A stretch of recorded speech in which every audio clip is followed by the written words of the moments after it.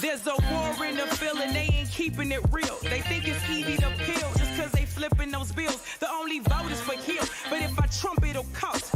We already walking dead in the land of the lost. I've been taking it way back, say Jack. Be my own wicked woman on the track while you twerking in the trap. I'm gonna get them plaques, yeah, my mind is on them racks. I'm just stating loosely facts, go and get that contact with your loose leaf ass. Leaning on the wall with your bathroom pass. Need a Wonder Woman in your life, hold fast.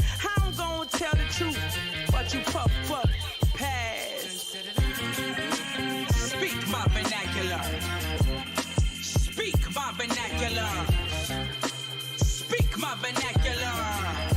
She back, For unlawful carnal knowledge, I'm wedged into worry while they suck and hurry. I'm just skating, do my derby. Watch these cameras all pervert me. Won't respect my name and dirt me, but I woke up early. Even when I'm fucking late, I'm applesauce and frosting the cake. Bake your plate A while they ingenuity's ace. I'm planning an escape with the Save the World 10.8. Love potion number 9, fine dine. I want a piece of American pie. Lie under pudding pop shop that I ate the chocolate up. Why they tell me Californication, Afro on Rodeo, blaxploitation, and all this to the congregation.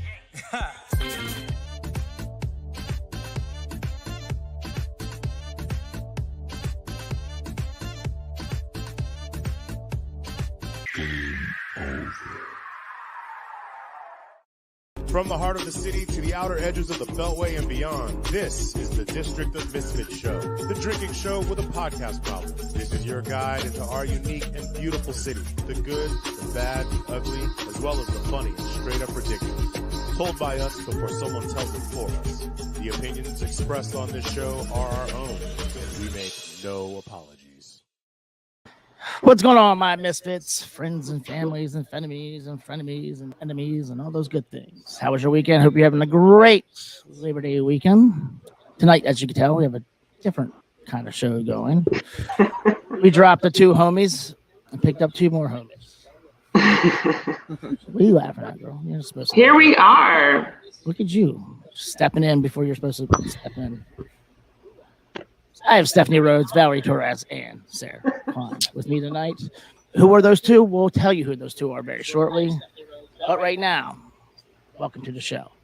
And my lights. Is that your lights or my lights that are tripping me out? I don't know. It's weird. It's kind of weird. I have blue lights on. I see. You see how it's fading in my back?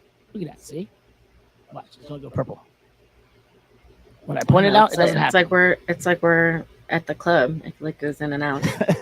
You should have a saxophone right now. Do you have one in your house? No, I got a ukulele. I don't think that's the right light. Do you really have a ukulele? I got 2. A ukulele? What? So when you asked me to do that for your theme song, I was like, who the fuck asked for a ukulele? But why do you have 2 ukuleles? I can't even spell ukulele. So. I have a ukulele and a banjolele, and a banjolele is basically if Tennessee and Hawaii had a musical child. Nice. Is there videos of you playing these things? Because I need this. I need this in my life. I think there's one video on my personal Instagram. And it's just me messing around while I'm drinking probably PBR. Why do you have a ukulele in the first place? So during Peace Corps, somebody gifted me a ukulele, and when you're in the middle of nowhere and have nothing to do, that's the perfect time to learn an instrument. That's fair. I accept that answer. So before we go any farther, Ms. Torres, can you give us a call to the actions? I can. If you are just tuning in right now, you are watching the District of Misfits show, the drinking show with a podcast problem. Hopefully everybody has something to drink with them right I know now. I do. You can find us on Facebook and Instagram at the District of Misfits show, on Twitter at DC Misfits. You can also find us on YouTube at the District of Misfits show. Please like and subscribe. Go to our channel and you can find lots of different content, previous episodes of our shows, both the District of Misfits show and for past DC as Fuck shows, as well as soon these 2 young ladies as well. Some of our other content, like other District Dogface Studio podcasts. You can find us also on Twitch at District of Misfits.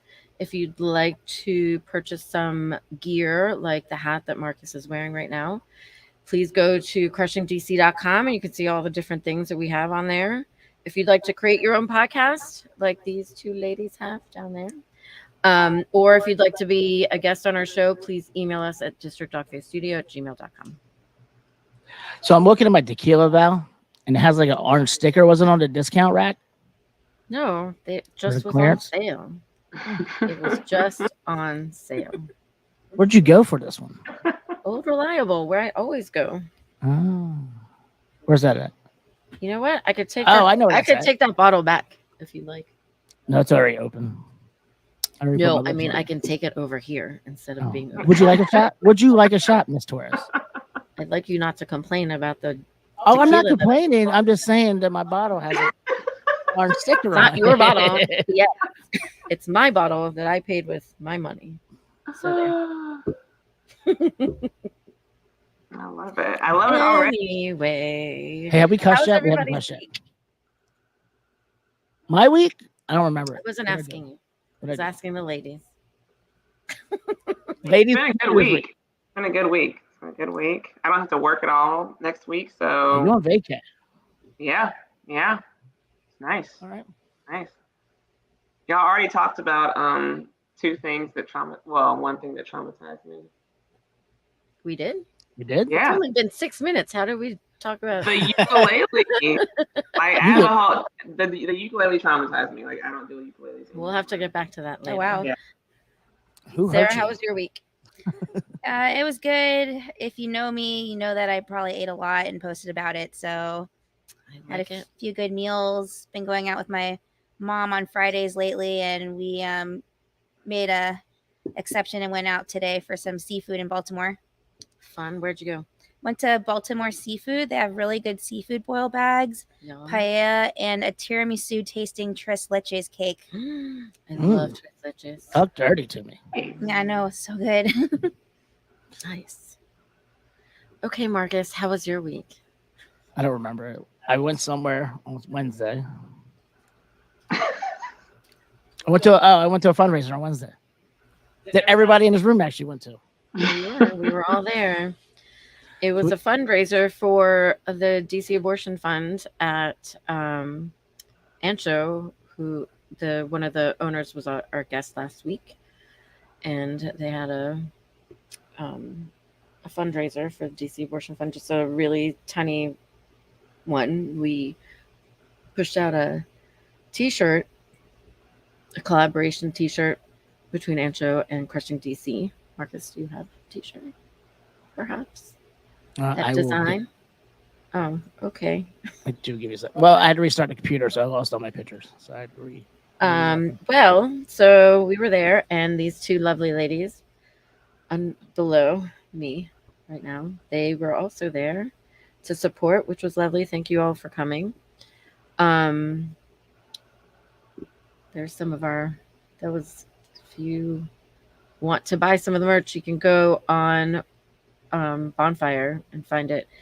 But you can also hit that. It's actually in the show notes. If you look down at the show note links, you'll be able to see the website of this charity. So we have there are 9 different items, apparel items. So there are a few tank tops, t-shirts, long sleeve shirts, a hoodie. I forget what else. That might be it. Different types of t-shirts, hoodies, tank tops. So please support. 100% of the proceeds go to the DC Abortion Fund. Obviously, in light of the ruling by our lovely SCOTUS to overturn Roe v. Wade, it's very important that we continue to support any organization that aids in helping anyone who is pregnant and who is seeking access to safe and affordable abortions, that they are able to do that. So also we wanted to make sure that we keep in mind that not only is it abortion rights, but access, but also just overall reproductive rights, because we should have that, and it shouldn't be decided by a bunch of white men in power. Sorry, y'all. So Hey, we got through the first 10 minutes. Look at that. I'm I impressed. didn't even curse that much. Oh, we don't have Jamie on. That's why. And we may never have Jamie back. Jamie might not be on. Never again. Pat, would you send an email with the link to that website? To you? Personally? Yes. And crushing. I got All so of many it. fucking- All of it. So many emails. Anyway, I went to Dewey on Monday, this past Monday, which was fun. I haven't been to Dewey in a while. That's a lie. When was the last time we were in Dewey? Last year. Because that's a while. What's Dewey? Dewey Beach in Delaware. Oh, and funny enough, we've talked about this on the show before. I always say that every time we go to Dewey, I somehow end up trying a different kind of seltzer, which funny enough is that like tell everybody knows that I drink Bud Light, and then I transitioned over the Bud Light next because that's a no carbs Bud Light. But when I'm in Dewey, somehow I just end up trying different kinds of seltzers. And when I was there, when I'm in Delaware, but when we were in Dewey, they happened to have these new flavors of White Claw Surf, not to be confused with the White Claw Surge, but White Claw Surf. And they were quite tasty. I didn't mind them.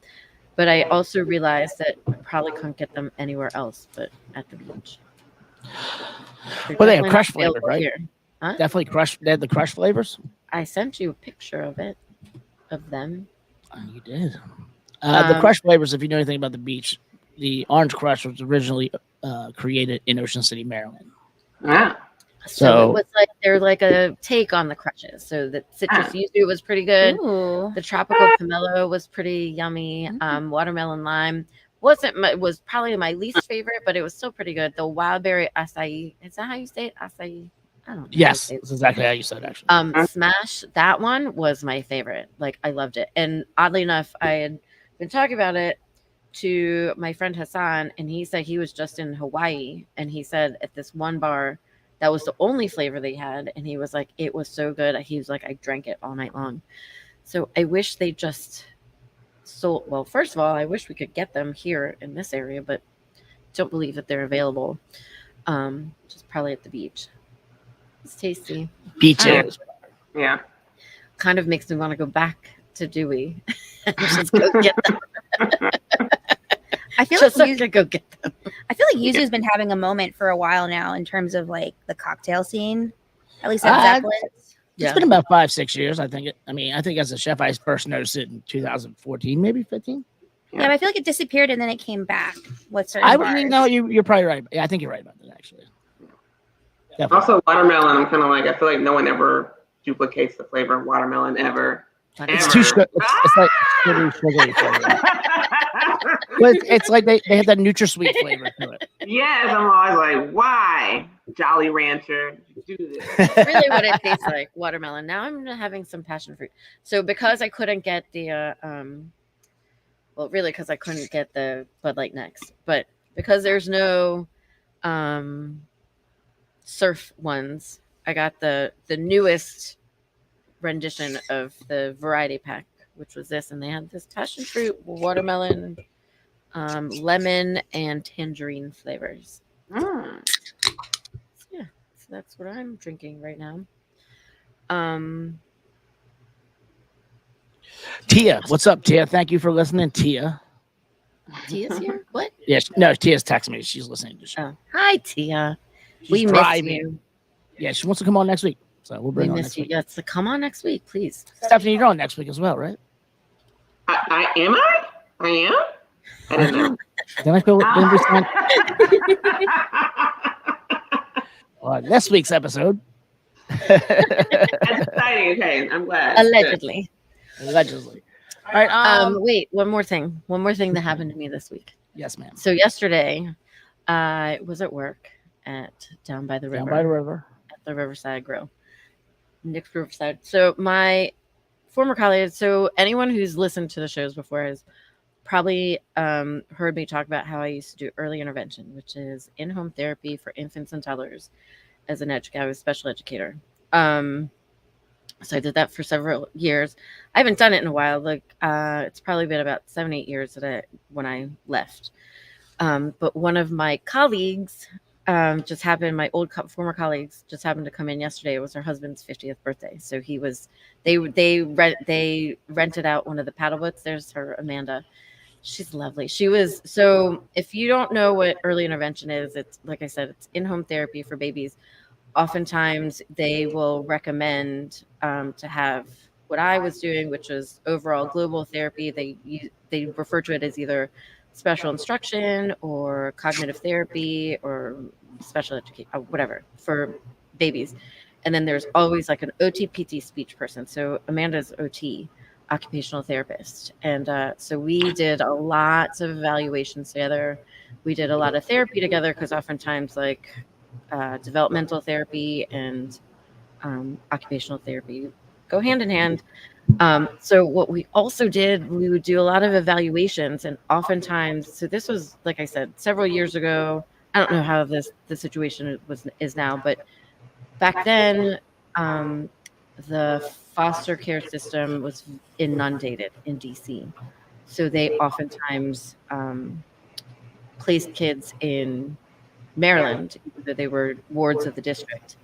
So they were all in PG County, and they were all like out in this, in Brandywine and like, whatever, all these like kind of out in the sort of boonies in PG County. And we would just be out in the middle of nowhere. And there's this, this was like 12 years ago. There was one time we were like driving, like we were looking for this woman's house, couldn't find it. We pulled off, and it was sort of before like GPS was really accurate. There was really no Google Maps, and there pull over, and I forget exactly. We might have been in Upper Marlboro maybe, and we were trying to figure out where we were going, and some dude, like a dirt road, we pulled up, and this guy drives up, and he was like, "Can I help you?" And we were like, "Yeah, we're trying to find."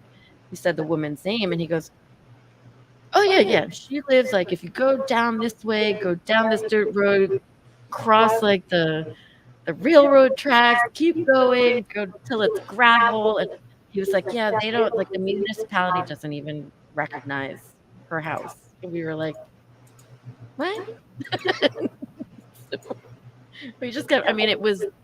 We were driving, and I was hearing Deliverance in my head. I was like, where in the world are we? And we finally drove up to the house after we stopped at this one person's house, and the man was like, "I think she's in the hospital." And we were like, "What?" Like, we're scheduled to go evaluate 2 children that she had as her ward. So we would go up to the house, and it's all like just dilapidated. There's like shit everywhere on the yard, and like, it had just rained, so like it was really rainy and like muddy. And I just looked at her. She was in her car, and we looked at each other, and I was like, I feel like we gave it the good college try, right? She's like, yeah, I feel it. There was outhouses, there are outhouses. These are like babies who, 2-year-old. And I think it was like a 9-month-old brothers. And I was like, I feel like we're done. I feel like we tried. She was like, yeah, we tried. So we just like turned around and left. Turns out that like the foster mom was actually in the hospital, and I don't know where the babies were. So in the outhouse? They were not in the outhouse, thankfully. Could have been. But yeah, it was crazy. The stories that we have to tell about like some of the kids that we gave. At one point I was like, if these people are foster parents, like I could be a foster parent. Like I was like, I feel like I could really be a foster parent, because some of these people, I was like, God bless, but like I feel like really you're just trying to take that. They're getting that check. They're getting that check. Oh yeah. Oh yeah, absolutely. It was crazy. It's funny. It's been years, but still like we have like the war wounds of it all. Also, Huh? She's still not doing it. She's not doing it either. But like, you know, I mean, it was stressful, and it wasn't because of the children. It was never because of the kids. It was always because of the system, you know. And it's just crazy. I don't miss it. I miss working with children. I don't miss all the insanity of the DC Early Intervention Program. To be honest, like I don't mean to speak poorly of them, but it was so disorganized. I mean, and just typical of the government in general, like DC government from top to bottom. You know, I mean, like it was a federally funded program. Early intervention in general is federally funded, but like each jurisdiction has their, like, you know, they have their own regulations and they have their own oversight. And like the program here in DC was just so fucked up all the time. Like we were just joking about how she was like, what did they call you? And I was like, I don't even know. Half the time it was like they didn't have a proper title for my position because they couldn't decide what the special educator was. Like it was sometimes they just said special educator, then it was developmental therapist, then it was cognitive therapist, then it was like, I mean, it was just, they couldn't decide. And I was like, how do you not decide? Like, this program has been in operation for decades. How do you not know? This is crazy.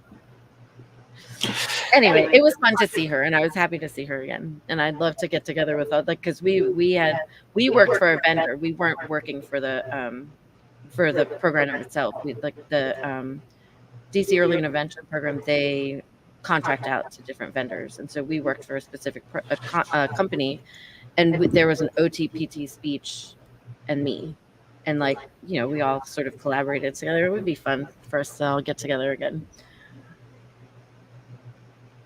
Oh, yeah? That's my story. So it's over now, right? We can continue. See this, Marcus? I'm going to turn it. Stephanie, did you find that 4 rows yet, Stephanie? Stephanie, you got your 4 rows yet?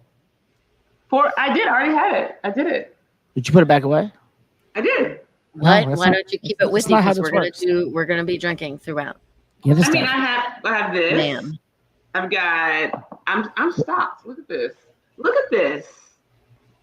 I love that. I mean, the red wine. Is that the same red wine that you were drinking on Wednesday? No, absolutely not. No, you didn't find it again. I don't. No, the red wine we had at the first place, the abortion place. Mm-hmm. That was amazing. I have not found it yet. No. Hopefully I can at some point. I took a picture. So I'm going to get on that eventually. But cool. I mean, I have to, okay, so just side note, I also need to, I feel like it's important to mention that after we left the Ancho, we went to Queen Vic for celebration of life for one of our friends who passed away. Marcus is one of my coworkers, Marcus's friend, Joe Skinosi, who passed away. When was it? In August? 3 weeks ago. He had worked all over the city, but he worked with me at St. Arnold's. He worked at the Queen Vic. He worked at Granville Moore. He worked at Duffy's. And so they had this a memorial for him on Wednesday, and so we went to Queen Vic. So we rolled on H Street on Wednesday. So a little cheers to Joe. And anybody knows me on H Street. Cheers. It's always a long, long, long night. Or Denny's. Oh, we didn't do Denny's. We didn't. We did not go to Denny's. Thank God. I couldn't eat anything that night. You kidding me? I couldn't eat.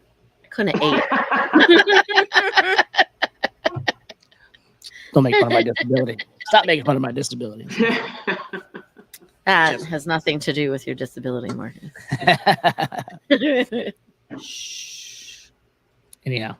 Anyway, I did want to talk a little bit about, very quickly, I don't want to get too much into it because it annoys me.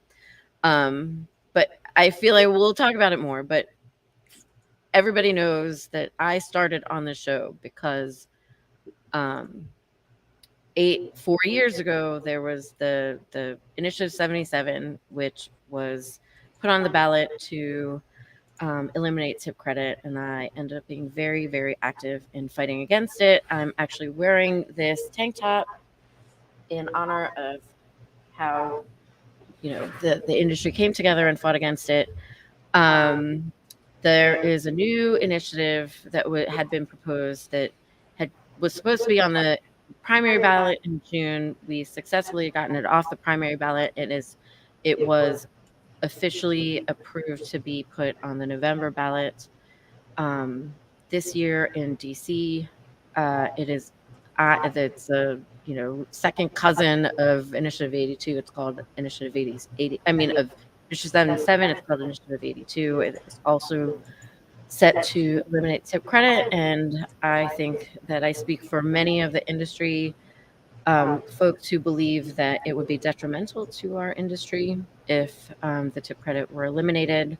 The tip credit allows most establishments to employ a lot more people in front of the house in order to provide the best experience to guests, and by paying all of us as front of the house employees a lower minimum wage in order for the establishment, like I said, to employ more people with the understanding that we will make the majority of our income through tips. If you don't make the equivalent of so our prevailing minimum wage right now in DC is $16.10. If I were not to make the equivalent of $16.10 per hour with the tip minimum wage plus my tips, then the employer is responsible for making the difference. I don't think once in the 3 years that I've worked at Nick's Riverside Grill that they've ever employed the tip credit for me. Not once, because I make well over minimum wage. And fuck if everybody knows that, like, I would not survive. Nobody can survive but with $16.10 an hour in DC. Nobody. I mean, in most places in the nation, you can't survive on $16.10. But I make well over the minimum wage. Most people who are in the city make more than minimum wage. Our minimum wage is actually one of the highest in the nation. And, I think that it would really decimate our industry, the industry that is already hurting from pandemic, that for 2 years we were suffering. And, these outside interest groups who really exploited and took advantage of the crisis that we were in, that the nation, that the world was in, to propel their own agenda. These people just have they don't give a shit about workers. They don't give a shit about any of us, and they're just trying to push their own agenda. And it's frustrating to me that they are back again, and we are all our side, we're exhausted. We don't have as many people fighting. We don't have as many people in the industry. We don't have the resources. We don't have the people who were really in the front lines last time. We're overstretched. We're overworked. People are still trying to make a living. We're still trying to recover from pandemic and from the lockdown. And we don't have the energy or the bandwidth to be fighting with these people anymore. And they are paid political operatives. All of them, that's their job, to sit there and fight for this thing that they go out and talk to. We don't have the time. We're all working full-time jobs and working at our own establishments, and then we have to take time off. I have to take time off. I have to use my free time to go and meet with people and go to meetings and figure out how we're gonna save our industry. And it's frustrating. There is a website that has been launched that is against it's what's it called? No to 82, right? Is that what it is? Yes. And several of us veteran industry workers were asked to record some video to compile a short snippet of why we don't think that 82 is a good idea. Do you have that, Marcus? Nope, it won't download. Super. Well, you can go to Vote No on 82 and Vote No 82 to see the video.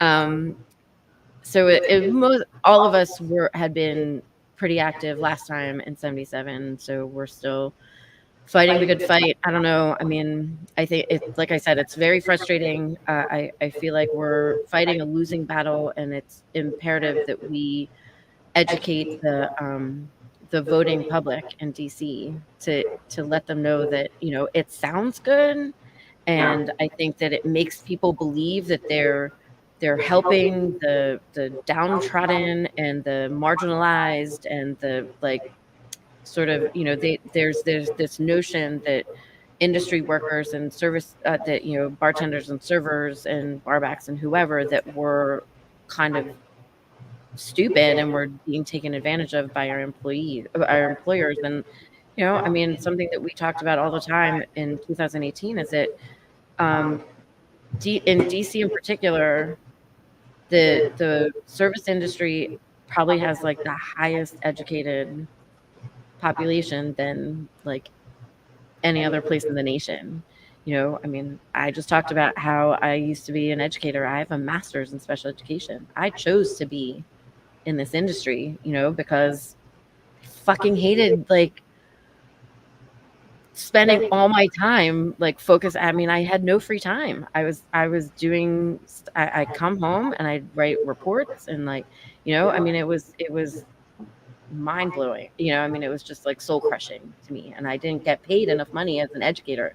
As someone who has a master's degree from the Johns Hopkins University.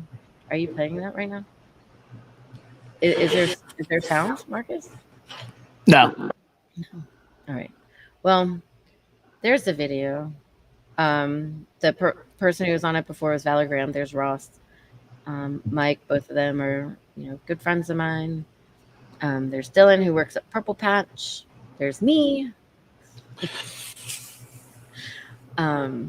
So please vote no on 82 and tell everybody that, you know, that it you know, the majority of industry folks don't agree with it.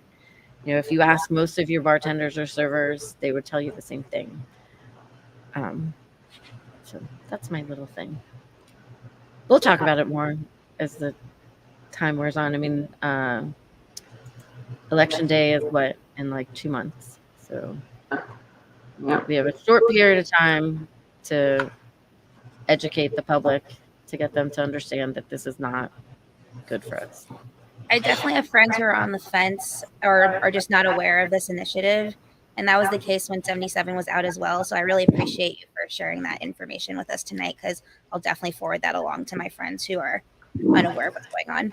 Thank you. Yeah, I appreciate that. And honestly, like, the problem is that it's a nuanced situation that should never have been put on a ballot for voters to decide how an industry should operate, you know, and make their living. I mean, something that we always used to say is like, there would never be, in any situation, you would never have an initiative to determine, for instance, how realtors are paid.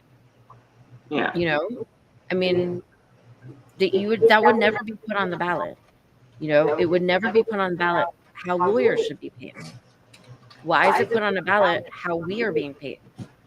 You know, I mean, there are things that and we talked about it very briefly last week with Rachel, who's the owner of Ancho. They don't employ the tip credit. You know, that works for them. They, you know, they have decided that they did not want to use it. They are paying their staff a specific salary, and they pool tips, and there's a service charge that is automatically added onto every check, and that's great. But that shouldn't be mandated by law. Like, we as a service industry, employers should have the ability to decide how to set their business model, and then employees should have the right to choose whether or not they want to work at a place like Ancho where they don't have a tip credit, or work at a place where they do have a tip credit and you have a little bit more control over how much money you make. But there's a little bit of risk, and that's the thing, is that you know, going into the industry, I always knew that there was that sort of gamble. You know, one day you might make $70, another day you might make $600, you know, and that was just the give and take, and it was all ebb and flow, and it all kind of evened out in the wash. You know, those days that you didn't make a lot of money were, you know, outweighed by the other days that you made like a lot of money. And so, you know, some people feel comfortable in that scenario. Some people want the stability and predictability of knowing how much you're going to make every shift, you know, and that should be up to the establishment, and it should be up to the employees. It shouldn't be up to the voters, you know, like Marcus, you're on mute. It's like Stephanie said when we were there, when we were paying our tabs. She's like, this makes me uncomfortable. I don't like this. Yeah, I was like, if it's see, but that's the other thing is that if there's a service charge, like, do I tip on top of it? Do I look like an asshole if I don't tip on top of it? Right. And so it should also be up to it should be a choice for the consumers, whether or not they want to go to a place that does that or not, you know, and all of that should be transparent. Yeah. And I just don't think that that's something that like should be a broad brush decision that's made by an initiative that is put to the general public who doesn't have no idea.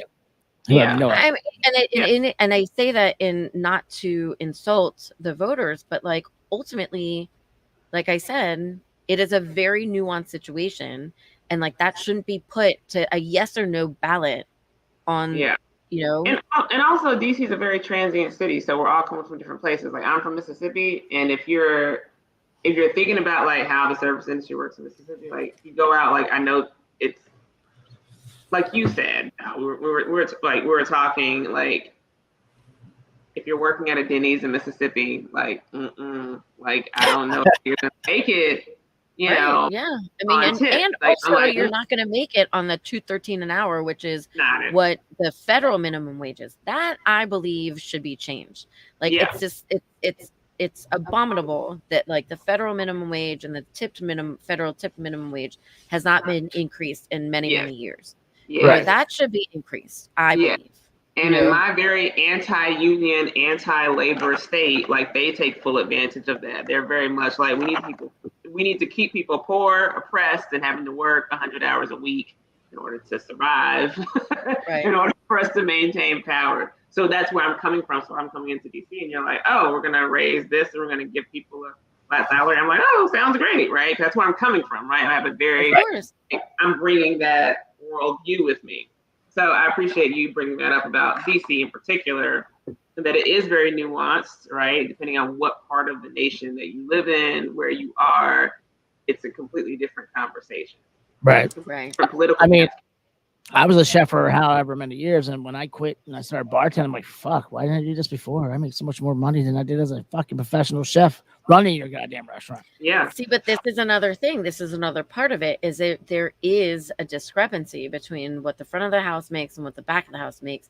And that should be what needs to, that should be what the focus is, right? Because like, by increasing by eliminating tip credit, right? What you're going to be doing is you are going to increase the labor costs for front of the house exponentially.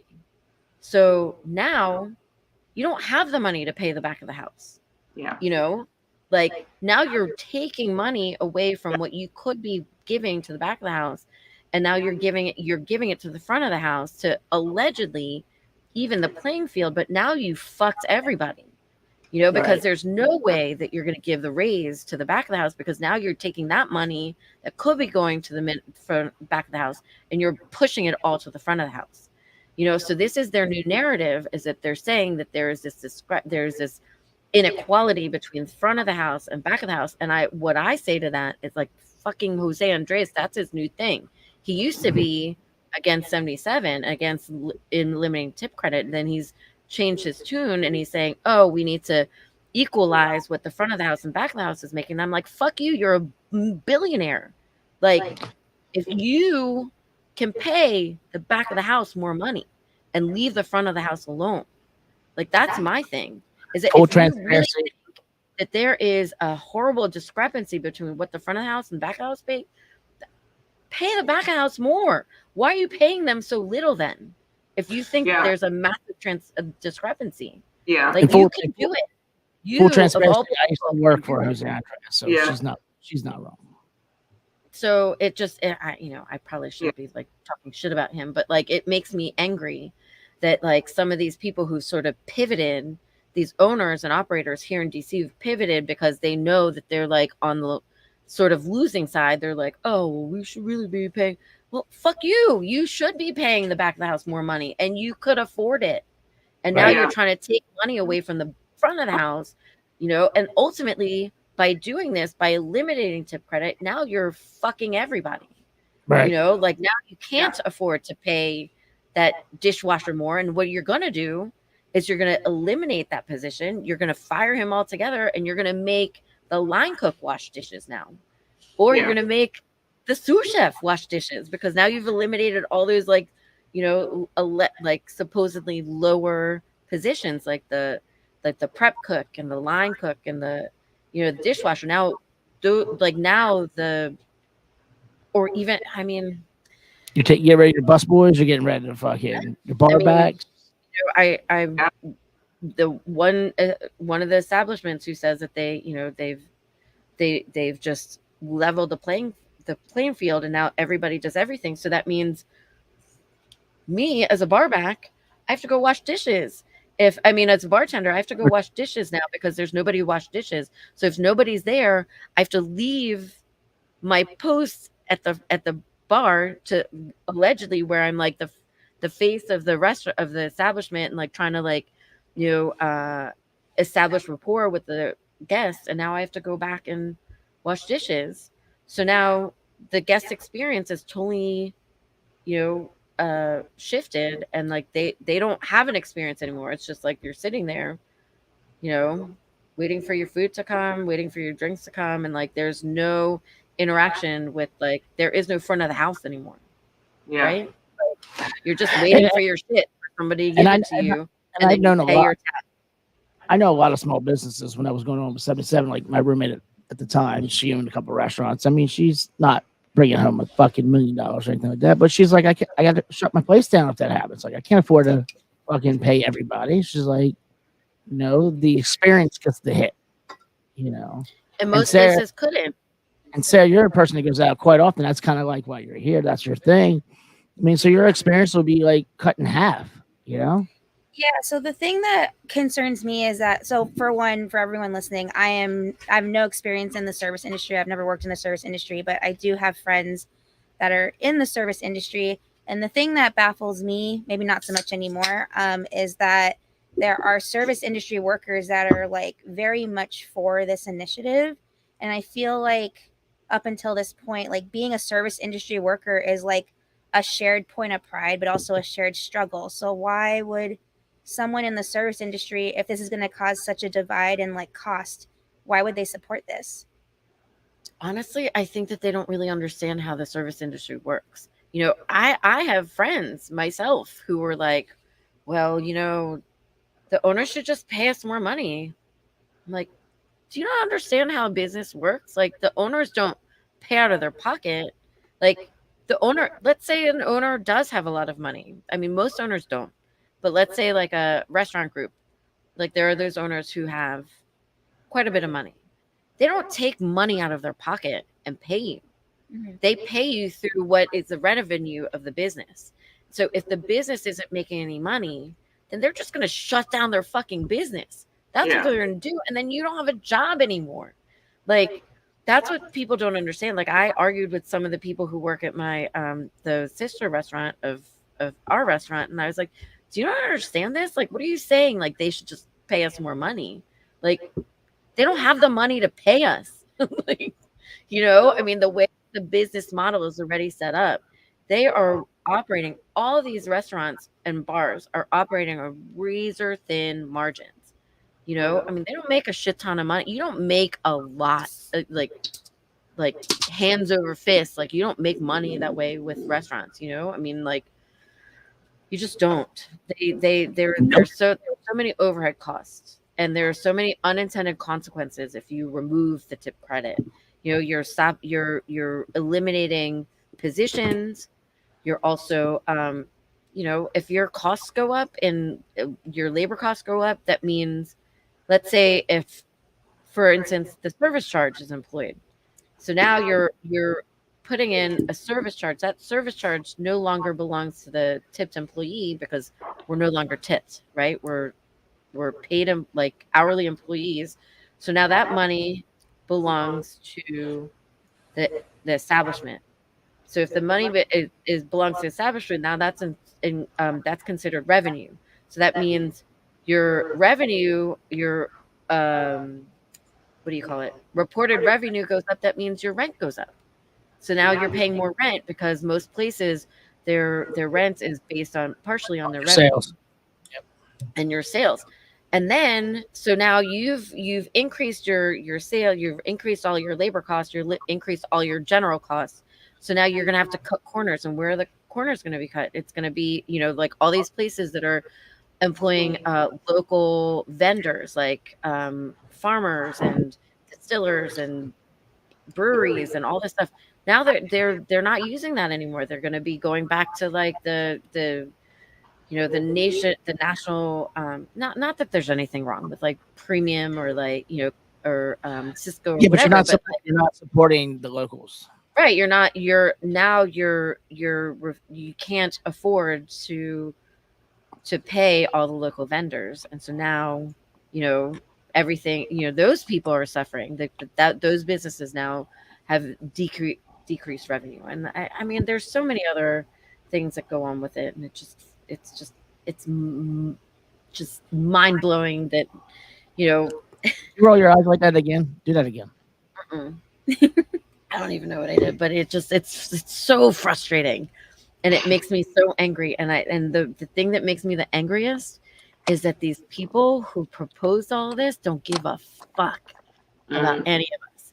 They do not. The guy who proposed this new initiative, he doesn't give a fucking shit about any of us. He went to school for political science. Like he wanted to be into politics. He even 100% admits to the fact that he was only in the industry during school so he could, you know, get through school, and he had political aspirations. And so this is his stepping stone to get into politics.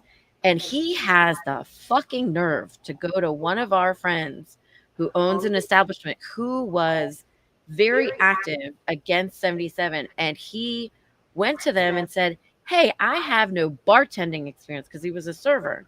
I have no bartending experience, but I need to make some extra money. Do you think I could be a bartender here? Yes, DC9. What did Bill say to him? They just kind of, I mean, they were very professional, and they were just like, you know, just give me your fill out the application. It's fine. But like, the fact that he is so disconnected that he wouldn't realize that the owners of this establishment were very active against 77. He would come and say, I know that a lot of the people in the industry don't like me, but I need to make extra money. So I'm going to ask for, you know, go fuck yourself, dude. Can we learn his name? Like, is that okay? I can't. We can't. We can't. No. Is he white? Perhaps. The white knight syndrome. That being said, let me introduce you to one of our friends, Artemis. What up, Artemis? I haven't seen your face in forever. I know, right? I need to hit the barber. Man, I've been tripping. Yeah, man. You know I gotta hit the barber. What do all these people have in common? They all work with District Dogface Studio. That's true. Artemis is part of oh shit. Grande Luck. Can it all be both? The Labor Day family. No, you got to pick one or the other. Hamburger. Can't I do both? No, you pick one or the other. Why not? The only one that I would 100% choose would be Utz because that's local. I'm going burger, cerveza. Yeah, I got to do Utz too. Yeah. Seltzer might be, yeah. Right, like. And Cravings We Trust, girl. What do you pick? Oh man, it's a burger. If it's a cerveza, it's gotta be a Corona or Modelo for me, and Lay's inside the hamburger. Ooh, I like. Yo, yeah, hamburger, seltzer, Utz. Wait, did you just say seltzer? You? Damn. Yeah. Cervezas are dope though. I like cervezas, but the seltzer's been kind of like, you can kick back and drink a few if you need to. You're not put you out get all ass. heavy and You can also do both. Yeah. See? Did I not say? Can't we do both? No, you cannot do both. As the girl drinking wine. I mean, no, seltzer makes me feel like I'm on a diet. Though when I drink seltzer, it just feels like someone poured alcohol in my ear. As opposed to I mean, yeah. You're That's being, what it tastes like, and it's just I can't. It upsets me. I get upset. Yeah, I can't do it. I mean, seltzer's like you're being responsible yet irresponsible at the same time. So you kind of You're like being irresponsibly irresponsible. Yeah, that's kind of how I look at it. So It feels like bulimia to me. That's what it feels. Artemis, tell everybody where you're coming live. Tell everybody where you're coming live from. I am coming live from my work. I don't want to say where I work at, but I am live from my job. From work. Yeah. So I just got off the clock, so I'm just like chilling. So apologies, I got sidetracked by this question, but yeah. So Artemis is part of one of our very first podcasts that we produced at Grande Lock. Which we love. Can't wait for you guys to start again. Yeah, we just gotta figure out schedules and everything. You know how it go. People get busy, so it is what it is. Grande Lock. Yeah. Again, I need to say that they were voted. What is it? 37th of something like that. Yes, 37th of 45 best hip hop podcasts in the nation. Yeah. They didn't even try. We didn't even know. They just popped up. I didn't know, politicking for this shit. One of our hosts, Tia, who was texting Marcus earlier, she just happened to come across it, and I was like, "What do you mean? I mean, 37. Nobody even knew about it. Nobody tried. We weren't pushing it or anything." If you haven't listened to Grande Lock, if you haven't seen it, it's a pretty good podcast. Yeah, and it's crazy. Like so many projects done came out and everything. We gotta play catch up. You do. I always talk about how because I would edit most of their all their videos, and I'm a casual hip hop listener, and I learned so much from editing their podcast. Every time I was like, "Oh, who's this guy? What? Who is that guy?" It's like, "Oh my god, this music is awesome!" What? I loved it. It's awesome. You guys are the best. I appreciate it, Scott. Definitely should be higher than 37. Artemis, you'll appreciate this. The other night I was out, and one of my buddies, he was drunk. He's like, "Hey, name me your 3 top hip hop people," and went through my list. Like, KS1, blah blah blah. And but the other person next to us was like Faramach. That's what's up. I was like, you know what? You're right. He is. And then I could be like, "Oh, I know who that is now." Yeah. That's a good pick. Very good pick. I like that. I do appreciate that. Sorry, now we have you at a limited time. Yes, we don't have you for long. I kind of not. I mean, I'm off. I do need to get my ass home. But all right, let's do this. We can talk. Let's give you the next 10 minutes, and we'll switch over back to Sara for Cravings We Trust. Because technically, she is our guest. Oh yeah, I love meeting new people. This is totally fine. Artemis just. I like this. There's more women on the show, though. Hey, sexy. Right? I like it. You know what I'm saying? I like it. Go ahead. I'm gonna say you just got back from a trip of yours. You went around. Oh yeah, Talk about that. I did a mini show run. I hit up parts of New England. I was in Manchester, New Hampshire, Portland, Maine, Nashua, New Hampshire. Uh, Came back to DC for a week, and then I went back up to Brooklyn, New York. Uh, just doing a lot of shows. Yeah, that was a lot. It was Where in Brooklyn were you? Where did you do your shows? so in Manchester, there was a place called Shasking Pub. They do this thing called Rap Night Manchester. It's been around for like 9 years. They've had all kinds of people there, like Cannabis and Ari the Rugged Man, Karis One. It's like a historic night up there. So they're doing they're doing really dope. Yeah. Um, then I was at this place called Flask Lounge in Portland. They do this thing called Monday of the Minds. Um, and they're connected and they're kind of connected with the Rap Night Manchester folks. So that was dope. And then there's this event called Omega Summer 4. The people that threw that together, they have a publishing company called Hellhound Publishing. And this kid, shout out to Cody Pope. He hooked me up with it through his company Dunn Booking, and it's like this big like summer showcase they do every year. So I got Right to on. like kick it. I got to like kick it there, man. I'm gonna tell you one thing. I'll keep it extra real. I did it with Dokar, but I'm gonna tell you one thing. If you try to do anything like that in New England, you have to go through Boston. But like it's like the centerpiece to getting to anywhere you're trying to get to in New England. But you can't. But you gotta make sure you get to the right place and deal with the right like bus like situation. Because yeah, Boston's a trip, bro. That's a. I was in Boston at least like 3 or 4 times during the whole time. It was wild. But I had a good trip, man. Brooklyn. Um, it was the 10th year anniversary of the Brooklyn Wildlife Festival. Shout out to my man Chris Carr. Shout out to Melissa Gurney. They put it on. They have they have a company called Black Land Ownership that helped out with it, along with they have like a office space called Gamba Forest, which is one of the places where they have the performances at. So it's been like 10 years since my man Chris has been doing it and doing this in Brooklyn. And it was dope, man. It was just good. Like a couple people from DC came up. My man Polaris came up. The homie Mana, she moved back to the Maryland area with her husband, so she was there. There were a couple people, man. My man Height, Hype. he Oh, came to I saw yeah. the post you did about with Hype, man, dude. And you're right.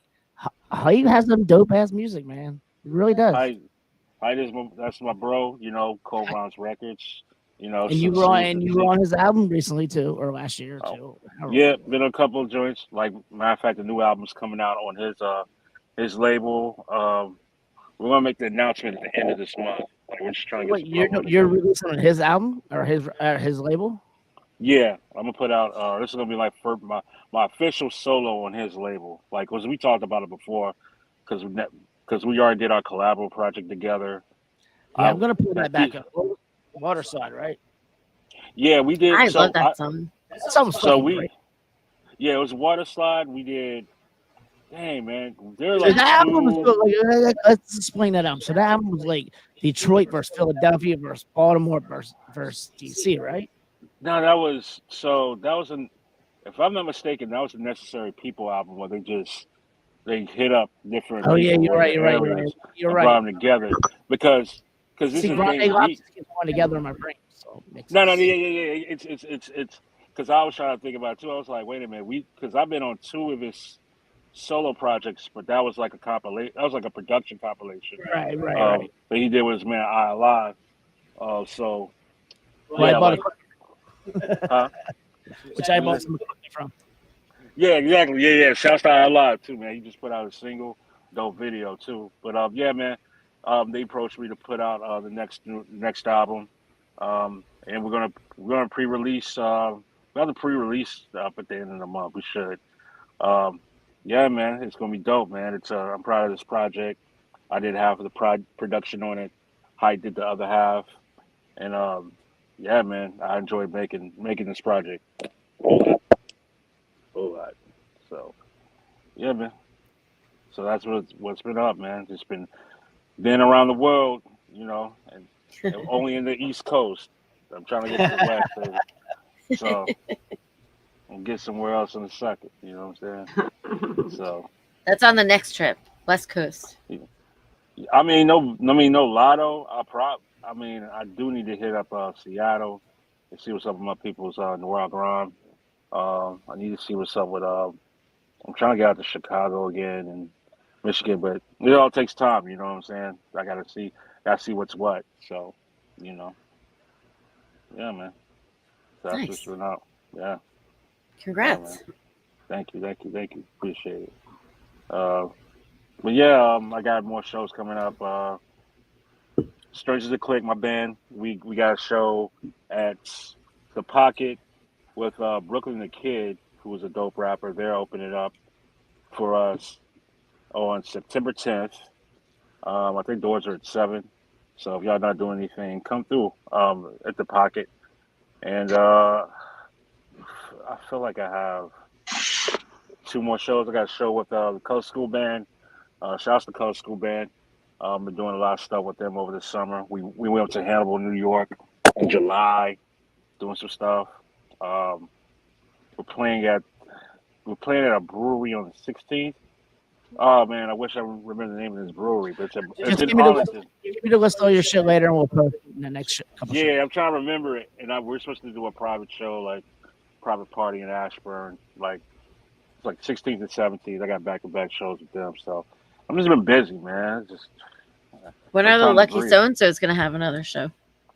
Our show is September 30th, at, ironically enough, at the Artemis Club. I got to talk to them about that, man. They got my name, and people are like Artemis. Hold on. Speaking about Artemis, though, have you noticed NASA's new name is Artemis? Or not NASA's new name, but the new rocket they're trying to launch, they can't launch. The one that they can't get up. Oh. Artemis, what happened? Did you freeze? Just when we were saying he couldn't get it up. What you did to him? Man. So why that's his government name, no. As he's frozen, I'm gonna play a little bit of Water Slide. I love it. Surprise! We are capsizing again. 80% waters, 20 roll up the swim. Don't be so shocked when the boat rocks. This whole ocean is oscillating wildly. Deep breath and dive in. Sliding on an inflatable duck. Cold drink in the hand, simply living it up. Lean back, all chilly in the blue tight lake. Good. Artemis is back. Yeah, I'm sorry about that. Yeah, I don't know what happened. I know as soon as he said NASA and Artemis, it was like. Well, Val was saying that NASA's Artemis can't get it up, so I was like, You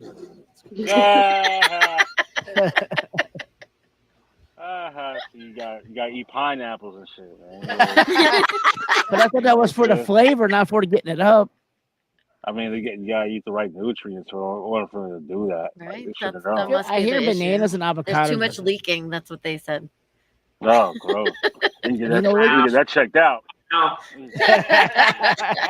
Apparently, eggplant's supposed to help too. Like with the flavor, or getting that's it up? That's what getting it up emoji. for virility, I guess. That's why. Okay, that's why you see the emoji sometimes. Like, when that's because of black cock. It's different. Yeah, but they're talking about something else too. I think this joint that she would just post that all the time. I'm like, why do you keep posting that? But now I get it. I knew it was sexual, but I didn't know it was like sexually and healthy kind of thing. I didn't know that. Apparently. I don't know. Allegedly. But no, we do have a show at Lucky So-and-So's. We do have a show on the 30th at the Artemis spot, which is like they've been doing these jam sessions on Fridays, just booking bands. So we're gonna just do that. Is it a Friday? It should be a Friday. Funny enough, it's the day before my birthday.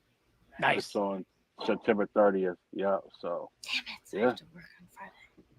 Yeah. So. Yeah. I no longer work on Fridays, so yes. Good for you. I Good for might you. not be working on Friday for who knows. Just fake. I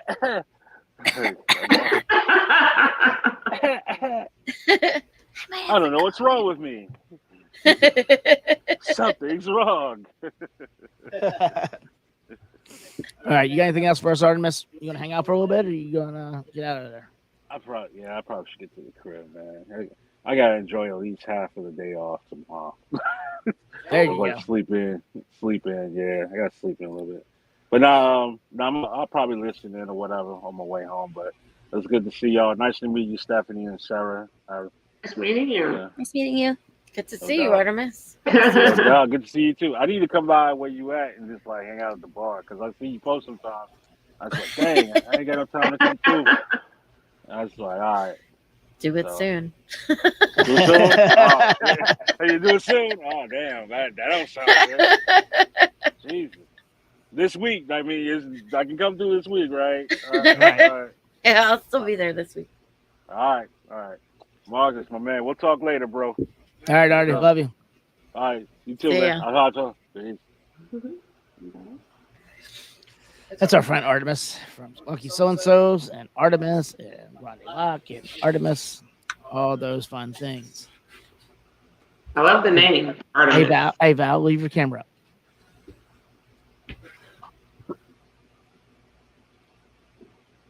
Leave that free sponsorship up. There you go. Gotta leave that sponsorship up, guys. Yeah. All right, Sarah, how you doing? I'm good. How are you? Well, I'm fantastic now that everything works. I'm like 2 fireball shots deep, so I really can't complain right now. I mean, I got my third tequila, and you know, I'm waiting for Stephanie to get the third. Third tequila. I'm going to switch from like white wine to red wine to like something else. Well, Just get up, go ahead and do whatever you want. It's cool. See, Sarah, this is why we don't go live. Can't turn back. So, Sarah, let's talk about you. All right, what you want? What you want? What you really, really want? Well, who are you? What are you? And why are you here? My name is Sarah, and by what are you? I'm assuming the DC question is, what do you do for a living? So There it is. that's the case. I am I guess a day walker. I have a 9 to 5. By night, I am a soon-to-be karaoke competitor for Zeba Bar on Thursdays, and 24/7, I am a food enthusiast. So in the show notes, I put food enthusiast because Sarah knows I hate the word foodie. Yeah, I'm not a fan, but I am guilty of using the foodie hashtag in my Instagram posts. I mean, what else are you going to use? Until you know better, what are you going to use? You know? Apparently, food enthusiast is becoming popular, so I'm going to keep pushing coin that it. forward. I like that one way, way, way better, though. Yeah, the reason why I call myself food enthusiast, though, is kind of cheesy. So basically, Why is on it an cheesy? episode of The Bachelorette, there was a contestant that introduced himself as the meatball enthusiast. All right. And on an That's episode of fair. The Bachelor, there was a female contestant that introduced herself as a chicken enthusiast, Okay. both eating and owning chickens as pets, which I found very weird. But anyways, long That's story kind of short, that's disturbing. That's disturbing. You can't do that. circle of life, I guess. But anyways, that's why I'm a food enthusiast. Right, all right. And I got some pictures of you grubbing. Yep, that's me being a chicken enthusiast. Now, where you at in this picture? This is at Purple Patch. I think your friend Is that when you were Dylan- doing the recording? Yeah, this is when I was meeting up with Dylan Curtis, who was a bartender at Purple Patch, but I actually knew him when he was the bar manager at Kitty O'Shea's in Tenleytown before it sadly shut down back in 2020. And everybody who's watched this show knows we've done 2 episodes from Kitty O'Shea's. And we actually did our last show before the pandemic actually shut everything down, was at Kitty O'Shea's St. Patrick's Day week. And so we were there like I think it was like the 15th we were there, then the world shut down. Yeah, and I remember that St. Patrick's Day in particular because Kitty O'Shea's really knows how to throw it down in the kitchen, especially for St. Patty's Day. So they were scrambling to like give away Scotch eggs and just all Scotch these eggs are different my specials. favorite. Scotch eggs are by far one of my favorite guilty pleasures of food. Oh yeah, I ate Scotch eggs I think that week for like a week and no Oh my complaints God. about it. But I was repurposing Scotch eggs. I was like, oh yeah, this would be a protein on a salad. Oh my God. It's just so good. It's just so, there's nothing wrong with a Scotch egg. Nothing. Wait, why are we talking about Scotch eggs? Oh, Kitty O'Shea's during at the early days of the pandemic, it happened during their St. Patty's Day special. So I was telling them our last show was like Kitty O'Shea's. Yeah, so like March 2020, they were scrambling to give away all these Scotch eggs that they had made for their St. Patty's Day special, and ended up taking home like a week's worth of Scotch eggs. Damn, I'm so jealous of that conversation right now, man. So So you were talking about your mom. Go ahead, Val. What were you gonna say? I was gonna say I have a funny story about Scotch eggs. So, Is it really funny? It's kind of funny. When I used to do the boxing charity in Ireland, one of the families that I became very close with, the mom, the McGiverns is what their name is. So, Hold on, what was their names? McGiverns.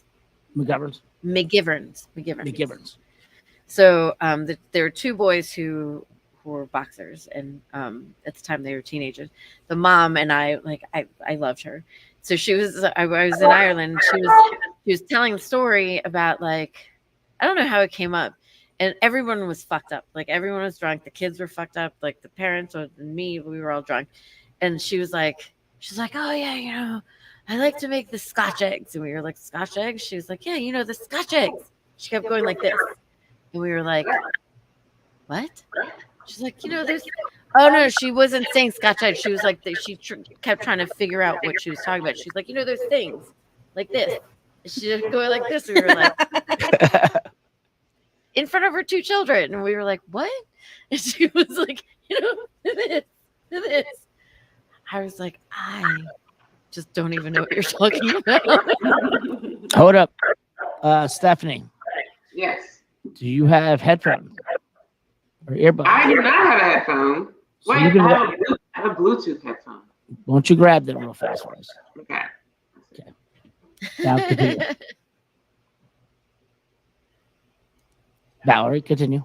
Anyway, so she finally figured out we finally figured. Her husband was like, are you talking about the Scotch eggs? So she used to make them. She made them. And she was like, yeah, that's Scotch eggs. And we were like, can you please stop doing that? And she was like, and finally she was like, no, she was like all mad. She was like, why? She was in her like Belfast accent. It was really funny.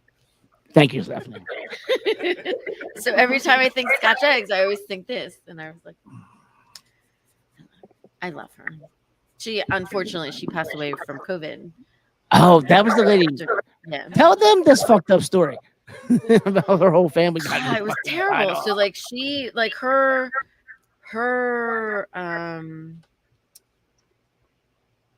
it was her mother-in-law was in the hospital during COVID. This was 2020. So like it was, or maybe early 2021. So it was like still sort of early and like nobody could go, you weren't allowed to go to the hospital, but she was a nurse. She was I guess they refer to nurses different, like the nursing aide, I guess is what she was. So the hospital was allowing her to go to the hospital to see her mother-in-law.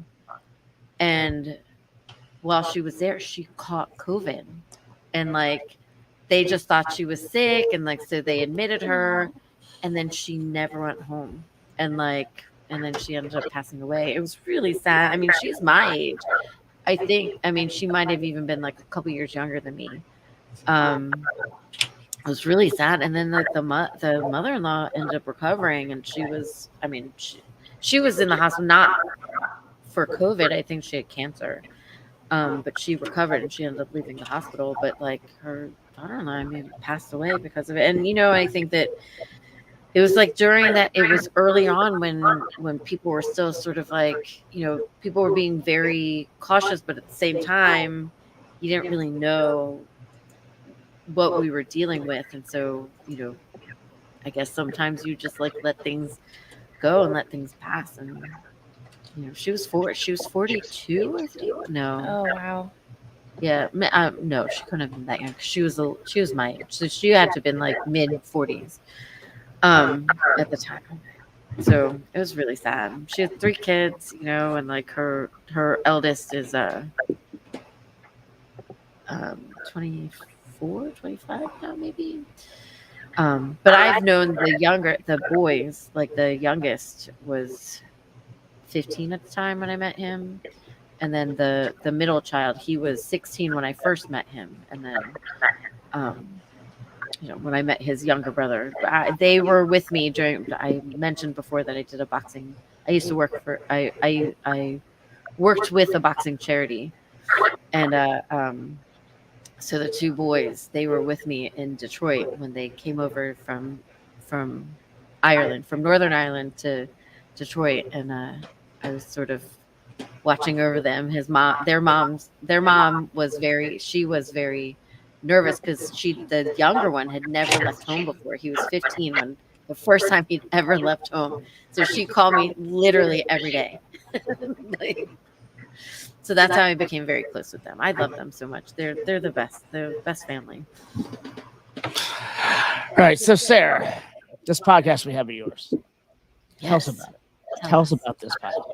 Sure. So I guess to backtrack to its origins, I started a blog in 2016 called In Cravings We Trust.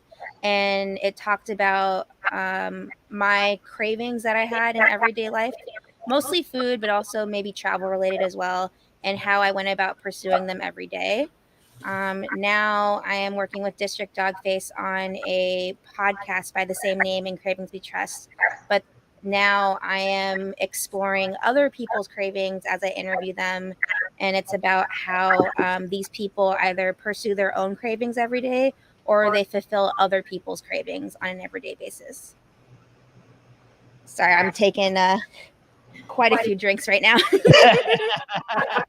Funny story. So one of my interviews was with this bar manager named Amy Russell, who I met at Kitty O'Shea's at the time before it closed, and now she's a bar manager at Truxton Inn, which I highly recommend you all go to for really yummy tiki drinks and other craft cocktails. But anyways, we did an interview, and she said her favorite interview style was Zach Galifianakis from Between Two Ferns. So we called the show Between Two Bar Wenches and wore bar wench dresses throughout the interview. And we got quite drunk, and the show went from becoming Between Two Bar Wenches to Between Two Cocktails to between 4, 6, 8 cocktails. So I feel like right now I'm at between 4 cocktails, 1 water, and a tahini bottle. Habanero tahini. I mean, I'm trying to be a proper bartender / host. I appreciate that. I will say though, this watermelon White Claw with the tahini on the rim is really hitting. Damn, I should put some tahini Here, on the rim. take it. It's so good. Now, keep in mind, these 2 are both Filipinos, so they have a connection already before us. Yeah, now we got the White Claw tahini connection too. And I'm gonna try. I need to find the We can't hear you if you're not speaking in the mic. I said I need to find a watermelon. It's also good with the passion fruit. I'm gonna try the passion. Yeah. But yeah, I guess you can see my life revolves around food and drink and what I'm craving, and my kind of girl. I have the cravings of a pregnant woman. Mom, if you're listening, I'm not pregnant. I'm just saying I have the cravings of a pregnant woman sometimes. And your mom could be watching. Yeah, she's probably asleep right now, but she'll see this after it's recorded. But yeah, my mom's been joining me on these adventures as well. So she was with me last month when I was doing some B-roll at Purple Patch with Dylan Curtis, and Zach doesn't have a last name, so I call him Zach Barksdale because he has a flip phone. But my mom has just been. Oh my God, your mom was adorable. Look at this picture of your mom. Your mom's like in it to win it. Like, oh yeah, she doesn't want me to tag her in the photos for like work related reasons, but I'm like, oh, like this is pretty innocent stuff. You're eating food and It's fine. So Mom's so her cute. mom wanted to come to the studio and watch Sarah do some recordings. I'm like, no, you can't. I would have censored myself, or I don't And know. so She wouldn't Sarah's have like, been ready. thank you. All right, I'm not gonna lie, this fucking tahini is amazing. Isn't it good? It doesn't need tequila on top of it. No, thank you. That might be a little overkill. I did that last week, Marcus. I mean, we don't need to be doing that this week. What happened last What week? was I drinking last week where I was pouring tequila? What asked me for? Huh? I don't remember. Did I do that? Did I do that? Was I doing that? It was a dream. I think it was a dream. No. I'm pretty sure I did that. Maybe not last week, but at least, if not last week, maybe the week before. Because somebody called me out on it. I was like, and they were like, "Are you pouring tequila in your seltzer?" And I was like, "No." But then I was. I'm not judging. I'm drinking a PBR Fireball combo right now. Like the frat guy that I am. I like you're on the combo aspect of it all. Yeah, like I didn't know about combos until I moved to DC like 8 years ago. Like I just never It's a come across DC a thing. combo. It's a DC thing. It's a thing. It's a DC thing. The Yeah. combo. So all right, It's not a bad thing. All right, here's the question: What's everybody's perfect combo? Oh. Don't anybody speak it all at one time. I'm trying to think. I mean, Bud Light and a whiskey, I guess. See, me is a high life, and I don't know. I guess I've been drinking Power. tequila high lately. life So and then, power. High life and powers. oh, the tahini went up my nose. I'm gonna sneeze soon, probably. Excuse me if I do. So Sarah, I'm trying to find like your blog, and I put in the Cravings We Trust, and all I'm getting is like iTunes and Spotify and Amazon. Oh wow. I mean, where's the blog at? I should just put blog in that. Well, back to the combo question. So even though I am drinking a PBR Fireball, like this is more of my like working woman combo. I think for my chill, like want to treat myself combo, I actually get at Fat Pete's, where I actually interviewed PJ. Love me some PJ. PJ is the greatest. He served me this. I'm probably saying it wrong. The Glenmorangie whiskey, and I don't know what exactly the type it was, but it had hints of cherry and plum. Goes down really smooth and it's delicious. So whenever I go to Fat Pete's for Whiskey Tuesdays, I get a shot of Glenmorangie plum and cherry with a side of Truly's black cherry. And I'd say that's been my ideal combo so far. Nice. Next time you go to Fat Pete's, tell PJ I said hi because I have not been there in a while. Yeah, he says hi to both of you.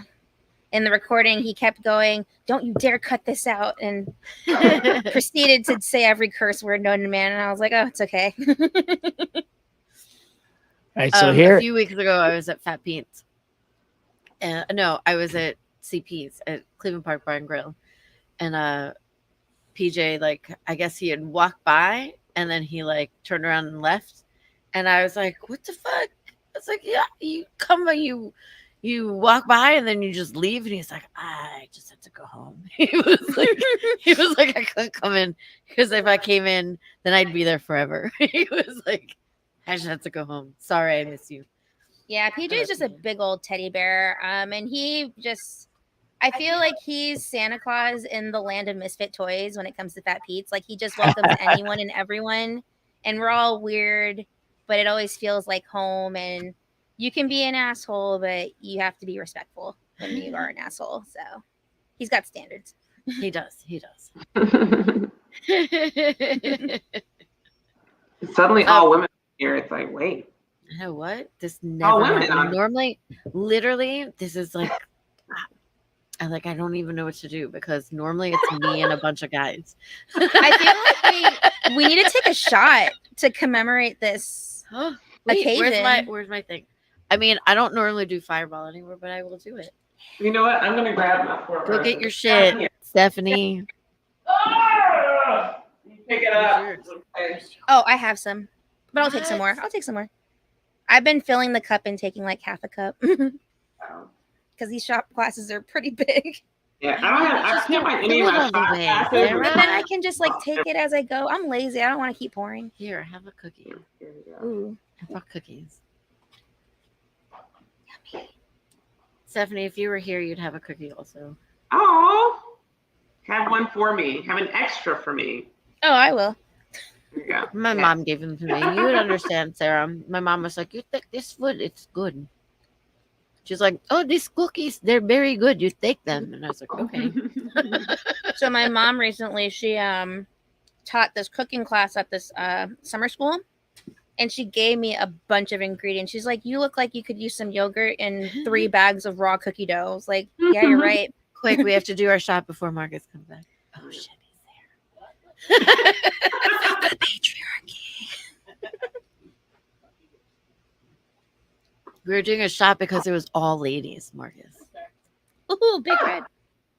All week I've been craving biscuits, and I have not been able to satisfy the craving. And I was like thinking about where in DC you can get biscuits. They're even good frozen biscuits. But for some reason, I'm like all weekend. I'm like, I want biscuits, and I haven't been able to. I'm not gonna lie, Marcus's former employer, Penny Royal, they have fucking kick-ass biscuits. Like where? Which I have the recipe. I can teach you how to make it. Oh, I would love that. Honestly, my grandmother, who passed away at the beginning of COVID, she used to always make biscuits when I was a kid. Like she always had the biscuit pan, and she'd make it. She'd round them out. She'd put a little dollop of butter right in the middle, and it'd be like a whole biscuit pan. I would get 2. She would get 2. She added more butter into the biscuit, which is full of butter. I like her. Yeah, a little, well, she would roll the dough when she's rolling it. She had a rolling pin and rolling it out, putting it all in there, perfectly sized, and then you got the little I know how it happens. butter, a little hole, little dollop of butter, and you just boop, right there. They were delicious. Yeah. Delicious. Yeah, so Marcus, we did a shot without you because there was only 3 ladies on the show. I'm cool with that. Can we talk about combos again? I haven't given my combo yet. Yeah, what's your combo? So it's Steak Radler, the grapefruit. Old I'm Overhaul a whiskey. big fan. Yeah. With what whiskey? Yeah, Old Overhaul specifically. Overholt? Old Overholt? Yeah. My favorite combo. When was the first time you had that combo? Huh? When was the first time you had that combo? Red Derby, actually. Red Derby. Ah, I love the Red Derby. It was years and years and years ago. Yeah. So the owners of Red Derby are very good friends of mine. Oh, okay. So Sasha, the husband and wife, Sasha and I used to work at the 3rd edition together way back when. So why has she not been on the show yet, though? Funny enough, her husband, I knew him when I was in college. I met him. He used to work at American Cafe in Georgetown. So this was, pre-internet, social media, and all this stuff. So I used to follow him around wherever he let. Like he and I, like I met him with a girlfriend of mine and I. We used to who went to Georgetown. Also, we used to go to American Cafe all the time. And he and this other guy, John, were servers there. And so we'd see them all the time and we became friends with them. We'd hang out with them. And then once he left there, I'd follow him a little bit, but then I lost track of him. And then I started working at the 3rd edition in Georgetown. And Sasha was his now wife, was working there. I knew her for years. I did not, she would always talk about her husband. I had no idea who her husband was. So fast forward to, let's say, I want to say it was 2008. I went, Red Derby had just opened, and I was convincing my teacher friends who I was working at this one school, the Harbor School, and I was like, oh, we're going to be in Columbia. We're going to be out there, like on, what is that? Where are they? I want to say Columbia Heights, but it's not Columbia Heights. No, it's Columbia Heights. Is it Columbia Heights? Yeah. So I was like, oh, we're going to be out in Columbia Heights. Let's go see, there was, at that point, there was literally nothing there. It was, nothing. We went to Red Rocks for dinner. And then there was like a bunch of like check cashing places and like laundromats and shit, but nothing else. And then there was Red Derby. So I was like, oh, my friend just opened Red Derby. Let's go and see them. So we walked there and this guy Dave that I knew from American Cafe was sitting at the front of the at the front of the door, and I was like, Dave, oh my god, I haven't seen you forever. What are you doing here? And he was like, I own this place. And I was like, what? I was like, do you know Sasha? And he goes, Sasha's my wife. And I was like, my head exploded, and I was like, you know, I used to work with her at the Third Edition years ago, and it was a crazy, like, just like coming together of worlds, like colliding of worlds, and the three of us together, and we all did not know that we all knew each other. It was crazy. I love them both. But yeah, I love Red Derby. Yeah, I haven't been there At in one years. point, I almost worked there, but then it just never happened. Yeah, I haven't been there in years and years though. So that was a long time ago. I don't want to reveal my age, but I'm like, oh, It's okay because I already talked about how old I was. Also, I'm 50.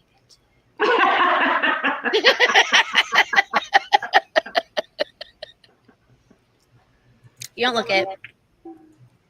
Thank you. You're very kind. Also, Asian don't raise it. I know, right? It's a Filipino gene. Yeah, fuck you guys.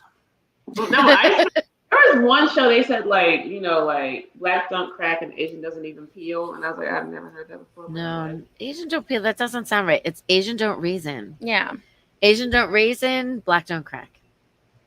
I was like, what I liked it. I was like, I like it. I was like, but yes, I've never heard Asian don't raisin. That's new for me. Well, now you know. Now I know. Putting it in the book. My mom is like, wait, what is she? She's 78 years old. She looks like she's 60. Maybe 63. Yeah, my mom, well, she doesn't want me to say how old she is on a live recording, but she definitely doesn't look her age. My mom doesn't listen to this. She doesn't even know how to watch a show, so. I mean, of course, I don't actually, you know what? I don't know how to like, go along to watch this show. Not that she would, but. My mom is like, what is this you're talking about? Do you have a show? And I was like, never mind, Mom. Don't worry about it. Oh man, my mom asked like 21 times 100 questions.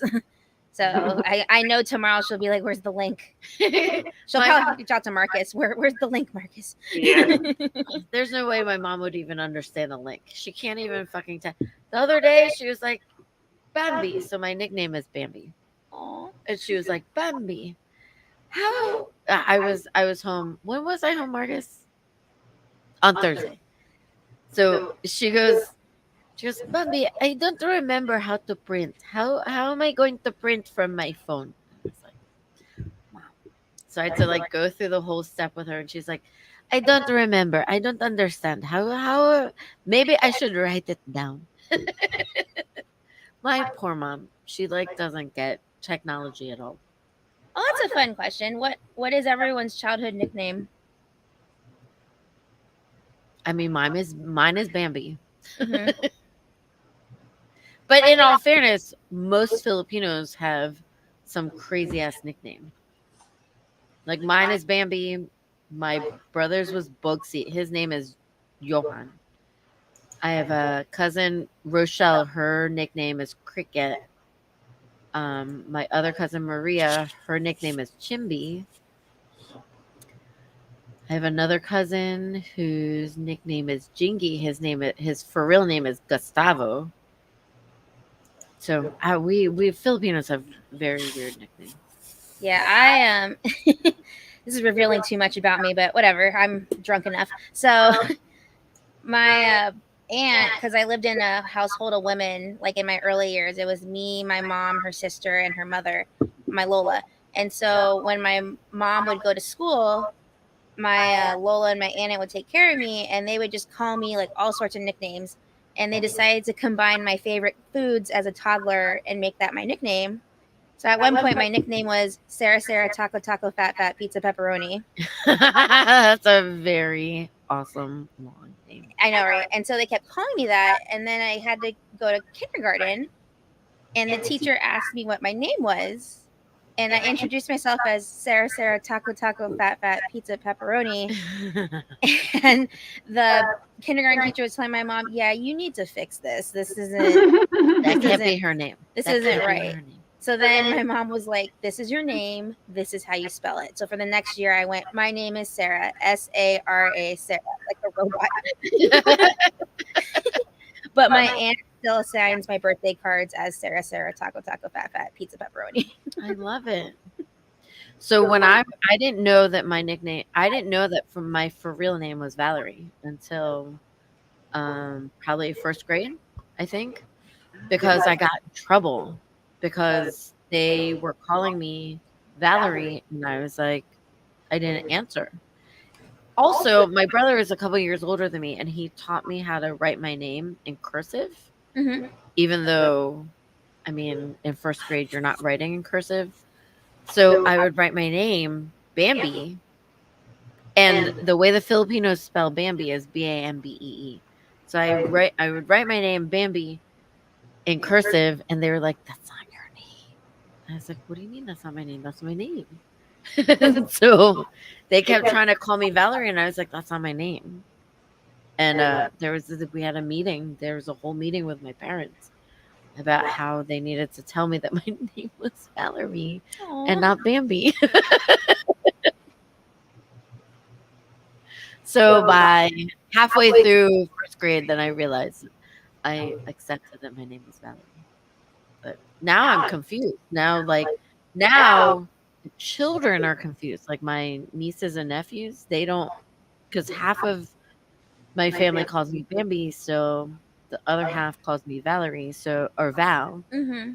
And so the kids get confused because sometimes they think my name, some people call me Tita Val.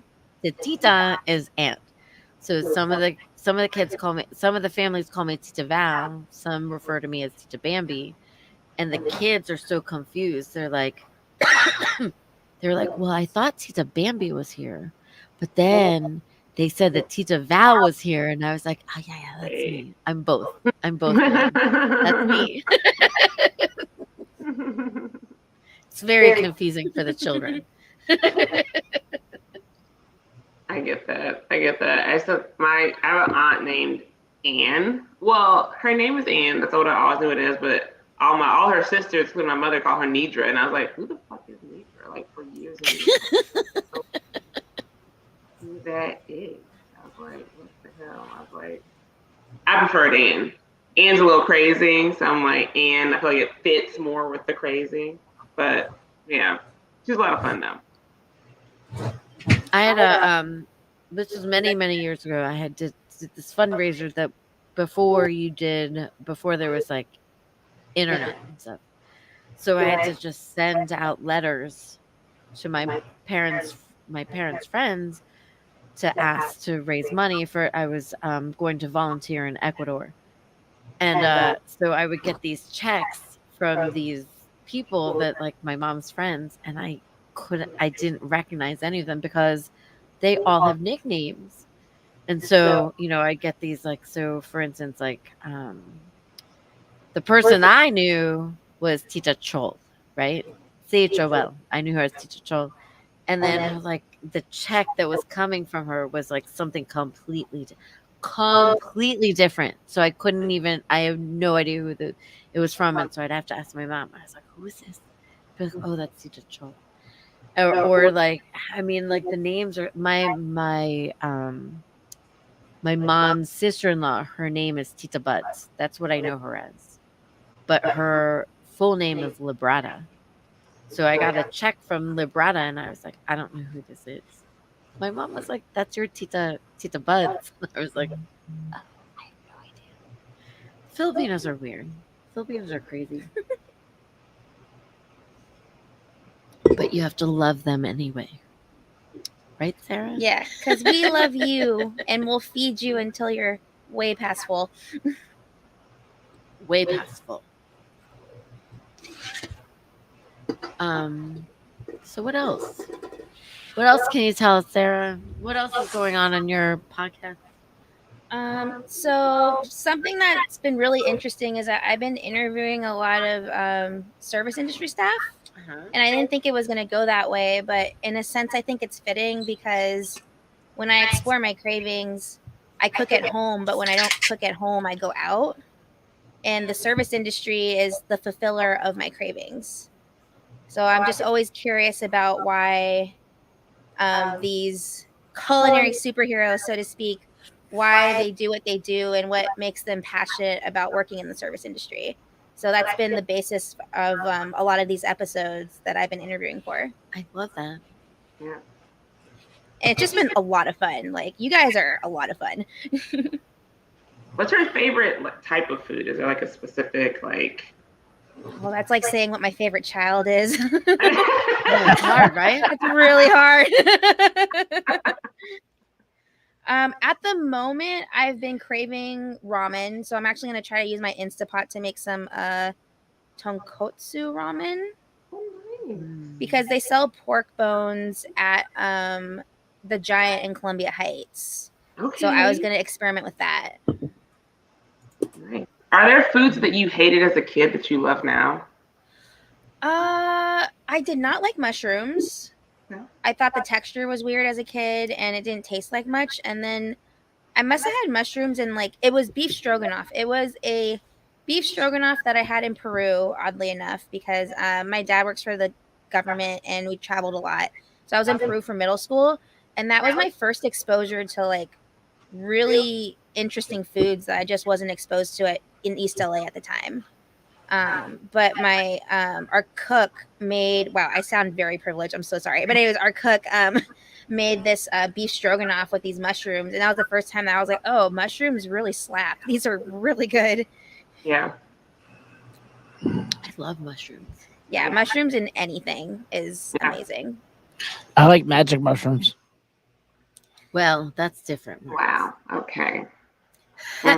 Yeah, I don't know about I that. bet you do. Can we talk about the first time that Marcus and I did shrooms together?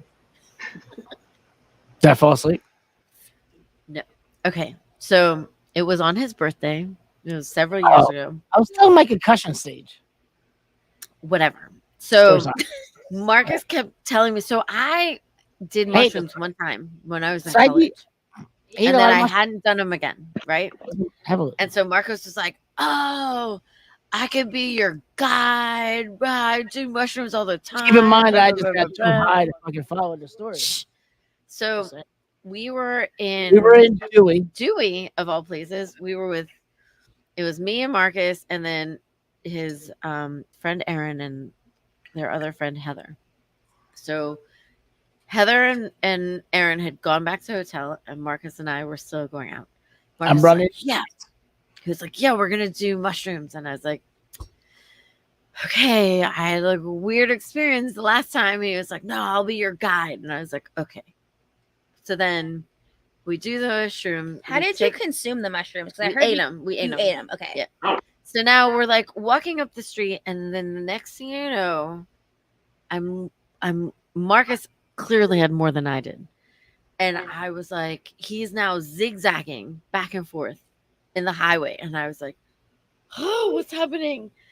So I'm trying to pull myself down because I've already sort of started in my journey to the shrooming that Marcus had said that he was going to guide me in. And I was like, I need to pull myself back. So now we've I corralled him. I brought him back to the hotel room. We're Aaron and Heather in one bed. Marcus and I are in the other. Marcus is going like an animal. He's making these sounds. Let's get your mind out. Huh? Because of this, because I do have asthma and I do have allergies. No. This had nothing to do with your asthma. I had 100% to do with it. It had nothing to do with it. He sounded like a fucking bear, and he just kept going. So anyway, the next story is we'll play some TikToks. We're gonna play some TikToks. So I kept trying to pat him and be like, just go to sleep. Just go to sleep. And he just And I don't even know how long this went on. Heather finally went. She popped up off her bed. She goes, "God damn it, Marcus, shut the fuck up!" She started screaming at him. I think she even came over the bed and fucking smacked him on the head. She was like, "God damn it, shut the fuck up!" And she like went outside and started smoking a cigarette. And I was like, "Oh, Heather's mad." So speaking of crazy people, we all know that the right is wild, and we all know Marjorie Taylor Greene is she's special. She's special, bro. Here's special on a TikTok. Special. Special. And we're all here in Georgia. Can we just say thank God for air conditioning? Let's talk about refrigerators. I personally like my refrigerator. I know you all like yours. What about washing machines and dryers? Lord, please God, don't make me scrub clothes in a bucket and have to hang them out on the line when we switch over to wind turbines and solar panels. I'm going to be really pissed off about that. What's she talking about? I mean, how absurd is this? I like the lights on. I want to stay up later at night. I don't. What is she talking about? That with solar panels, that like when the sun goes down, the electric goes away. Why is she so dumb? Why is she so dumb? Also, why are those people that are listening to her so dumb? Why? So let's I don't understand. Stephanie, tell us why. What, me? No. It's not necessarily Mississippi. It is really just. No, but I will say, Middle like, America. so the thing is, like, I think about this all the time, and like, people talk about Donald Trump and he made this all bad, but I'm like, Donald Trump was a New York Democrat, right, before he ran for president. He was 100%. Because he said he could convince the idiots to follow him. Exactly. He was a New York Democrat. It was always a top-down thing. You know, he donated to the Clintons. He was friends with all these people, right? Like, they were buddies. He said Hillary was a great OCs, person. right? Like, they were all hanging out. He was friends with Russell Simmons, all of them. You know, I don't know, doing He's whatever. a piece of shit, man. Yeah, and so I look at a Marjorie Taylor Greene. I was like, I don't necessarily. I think there are people that want to be lied to, right? And they want to be lied to. They're open to the lie, right? And so that's all it is, because like that they've been doing that their whole life. Like, and like I grew up in the Bible Belt. I went to a white Christian academy. You know, what was your name of that school? What was the So our mascot was the Crusaders. Yeah, the Crusaders. FPDS. Yeah. And it wasn't until like recently I was like, let me do more. I knew the history of like Christian academies in Mississippi. Like they all pop up around like 1965 to 1967, right around the time the schools got integrated. Suddenly you have all white Christian academies. And it's all throughout the South. You see them; they're everywhere. But I think like those people, like they need the lie. Like that's part of like their identity, which is why they fight so hard. When you attack, not even attack them, like if you just say like a fact, like they get very upset, disturbed. They go visit like Mount Vernon in Virginia, and they're like, I can't believe they talked about slavery the whole time. They're really upset about it. That you went to They get very defensive because if you I feel like if you break down their narrative, then it fucks up their whole mindset, right? I mean, it's not just them. It's like a lot of people. It's also like the progressive left. It's not just them. Oh, right? it's not. Like, I told Marcus about like one of my classmates, and I love her dearly, but she was talking about. She was like, "Where's your family from?" Right? And she's like, "And you know, where are they from?" And I was like, "Mississippi." She's like, "No, but where are they from?" And I was like, "They were slaves." And I was like, they were enslaved. Like they built this shit, you know. And she was like, oh, and it's like it never. Of course, she knew what slavery was, but for some reason, she didn't make the connection, right? Of like, no, these are real people with real people that came after them. That you know what I mean? Like they have, we're a family, and this happened to my family, right? I'm a human being, and you go to school with me. So it was the connection where there's always that cognitive dissonance there. So I think about Marjorie Taylor Greene and what she's saying, like, you know, they're gonna take away this. You're not gonna have lights, and you know, on one level, I get that. Like, I'm a teacher at heart, so I like to teach people when they say those things. Sometimes people have a genuine question. They're like, because everyone around them is saying the same thing. They genuinely believe it. So I'm all about, like, before I judge you, okay, as a teacher, I'm like, in a certain setting, not every setting. Some people are assholes. They don't give a fuck. But I'm also open to, I'll have a conversation with you. I'll explain that to you. If you genuinely just didn't know. Because some people genuinely don't know. And I know if I come at them with, you're an idiot, they're going to be like, yeah, they're going to just check. Because sometimes it is just defensiveness and shame. And so, like, yeah. Yeah, and that's not just in the U.S. either. Like, when I did Peace Corps in Northern Thailand, there were a lot of things where I would say something, or I would try to say it in Thai, and it would just be challenging the narrative that existed. And I think one of the like most jarring ones for me, just based on how I grew up, was the concept of like what is considered black skin. So when I got to my village, they said I was black. And I was like, no, that's not what I was taught black was. Like, black is something else in America. And like, no, you're black and you're ugly. And I'm like, whoa, hold up. Like, I know that that's wrong based on my belief system. And I was like, no, like, this is wrong. And they're like, no, like, it's true. We're going to put white powder on you. And then finally, I just gave in. I was like, you know what? Fine. I'm black. If you want to say I'm black, I am the blackest person you'll ever meet. And we're just going to see how this goes. And so I just went around for that village for 2 years, just being called Black Sara. And it was really like eye-opening because I'm thinking I'm Southeast Asian American in a Southeast Asian country. And this is, I don't want to say ridiculous. It was very eye-opening. It's ridiculous.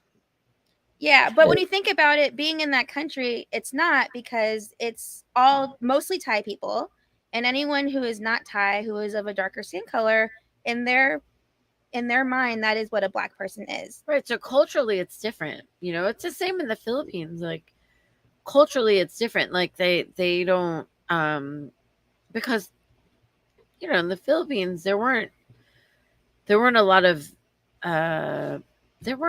black people, you know. I mean, there weren't a lot of Africans, there weren't a lot of African Americans, unless they were like coming from America from, you know, with the military or whatever, you know. I mean, that's not something that they were exposed to in the Philippines back then, way back when. I mean, now, yes, but like way back when, like my parents' generation.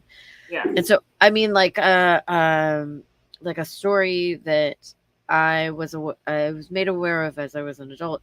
My parents were not, they didn't ever see black people in the Philippines. Like, they really didn't, you know. And when they came to the States, I was born in Newark, New Jersey, where I was born. And you know, I mean, that's a very, very, there's a very black community. There's a big black community in Newark.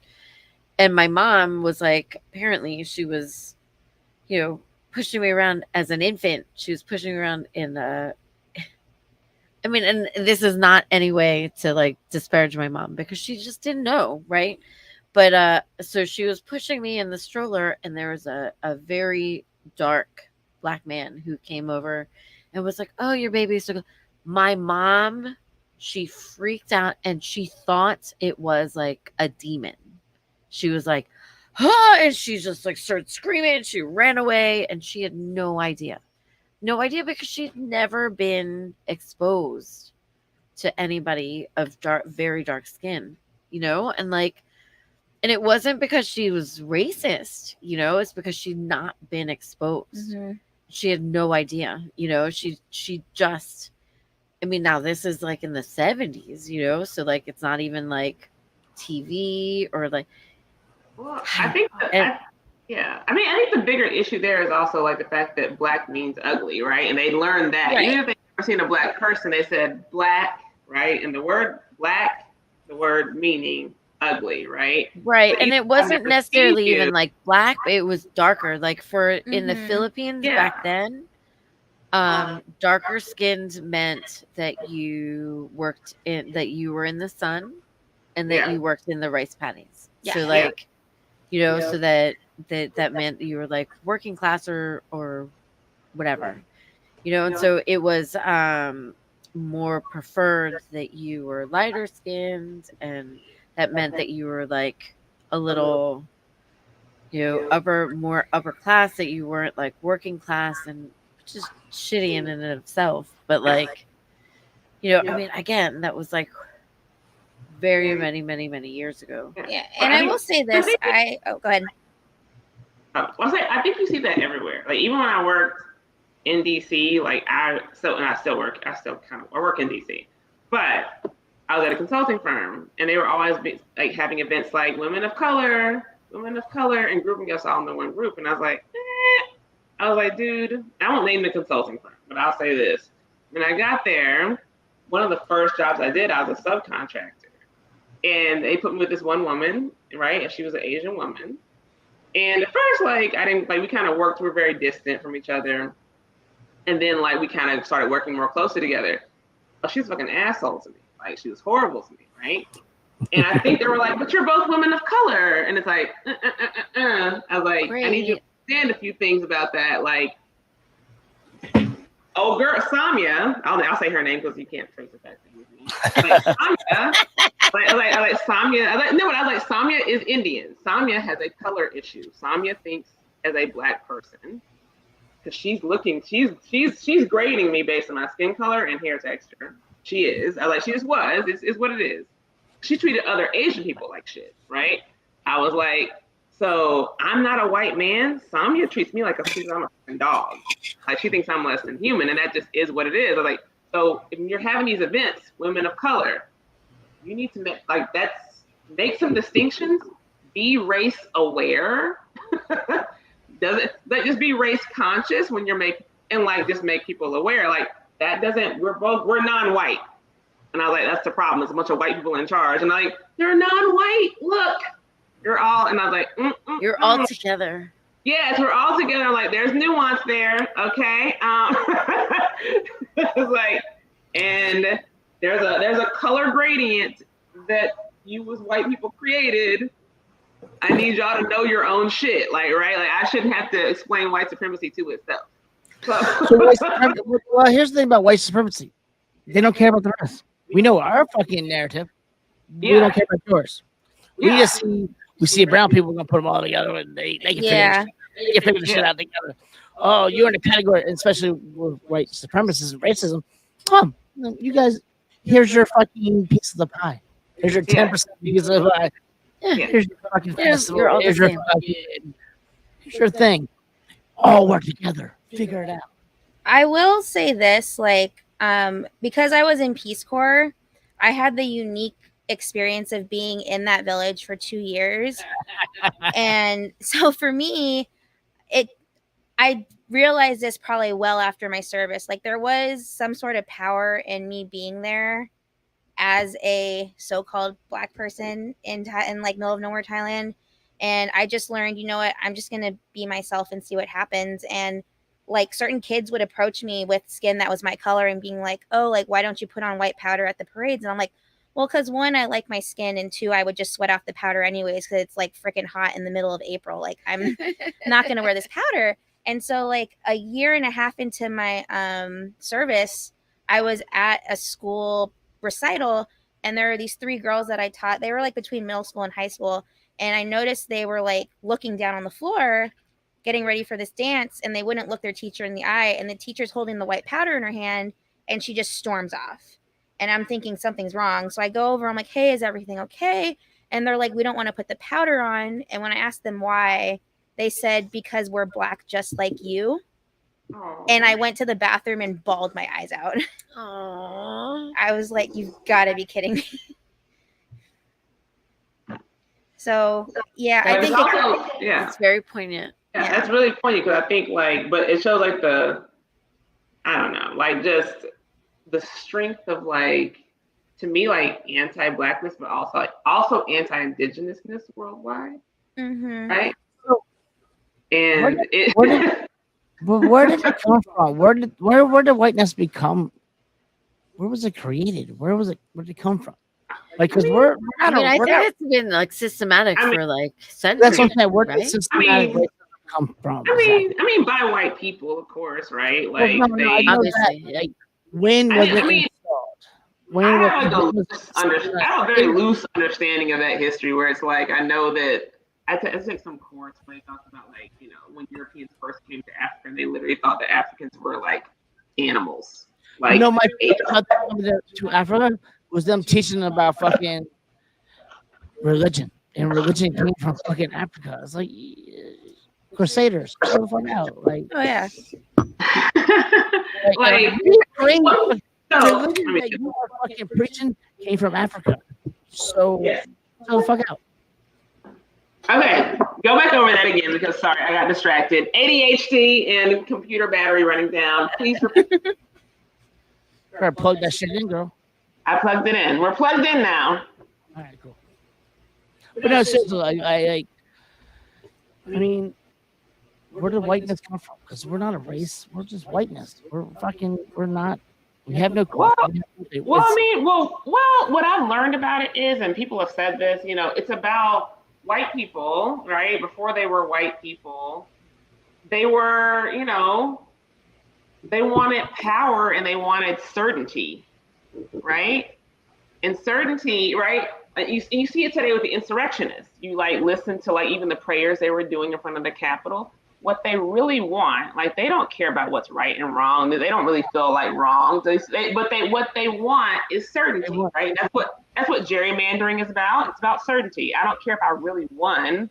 I just want to say that I did, right? Right? I want the control. I want to know that at the end of the day, there's a system in place where I'm going to be on top every time. Because if there's not, and I actually and that is like the common theme of everything, right? Yeah. White people are afraid to lose fucking power. We're afraid. I mean, and I like my life. I like who I am. But you have these motherfuckers like, oh, my fucking grandkids and my like, no, it has not. But if that's been your whole life, right? Like, that's been your whole life. The thing is, you have the people that came up with that. You look at like the Willie Lynch papers and how they said, like, you know, we're going to separate, we get these African slaves here. We're going to turn an African into a slave. And it was a very organized event of turning an African into a slave, right? We're going to make them forget their language, right? Like dehumanize them, forget their language, everything, right? Get rid of the religion, got to get rid of the religion, right? And what's interesting about that, we think about the religious aspect of it, I've met all these white people who love New Orleans, right? They love New Orleans. But what makes New Orleans unique is the fact that it was the only place in the United States where slaves were allowed to continue to practice their native religions. So when you look at New Orleans, the uniqueness of the religion, voodoo, the food, everything, it's the Africanness of it. That's what makes it. I'm a local New Orleans. I'm a local New Orleans person. You know? Like, I claim to say, but my heart and soul, New Orleans. Yes, right. And so that's what's so unique about it, about the food, about the language, about everything about it, everything you see about it that you love about it. I'm like, what you love is the Africanness of it. So when I've worked in a lot of places, especially a lot of nonprofits in DC, and I hated it because I was like, and no offense to you, Sarah, but I worked with a lot of white Peace Corps volunteers. I never had any like people of color Peace Corps volunteers. Oh, trust me, there were white saviors in the Peace Corps. Oh. So let me cut it real fast. Like, you two both are Peace Corps. I'm not Peace Corps. No, I'm not Peace Corps. I never did Peace Corps. Oh, you were never Peace Corps? I was never Peace Corps. I had a bad experience with Peace Corps because I worked. So my first jobs in DC, it was all white Peace Corps volunteers. They hated me and they hated every Black woman that worked in this organization, and they were so nasty to us. And so I had this. So I got to the point I was like, done with global. I won't do global health. I was kind of done with public health for a few years. Like, I was like, I don't think this is for me. I don't think I'm wanted here. Right. I don't think my voice, and I had a boss tell me that you're not wanted here. We don't want to hear what you have to say. Right. And she was a white woman saying this, and she did not get what was wrong with what she was saying. Or maybe she did get it and she just didn't care, because There's not a lot of white people like me. Well, actually, There aren't. You know what?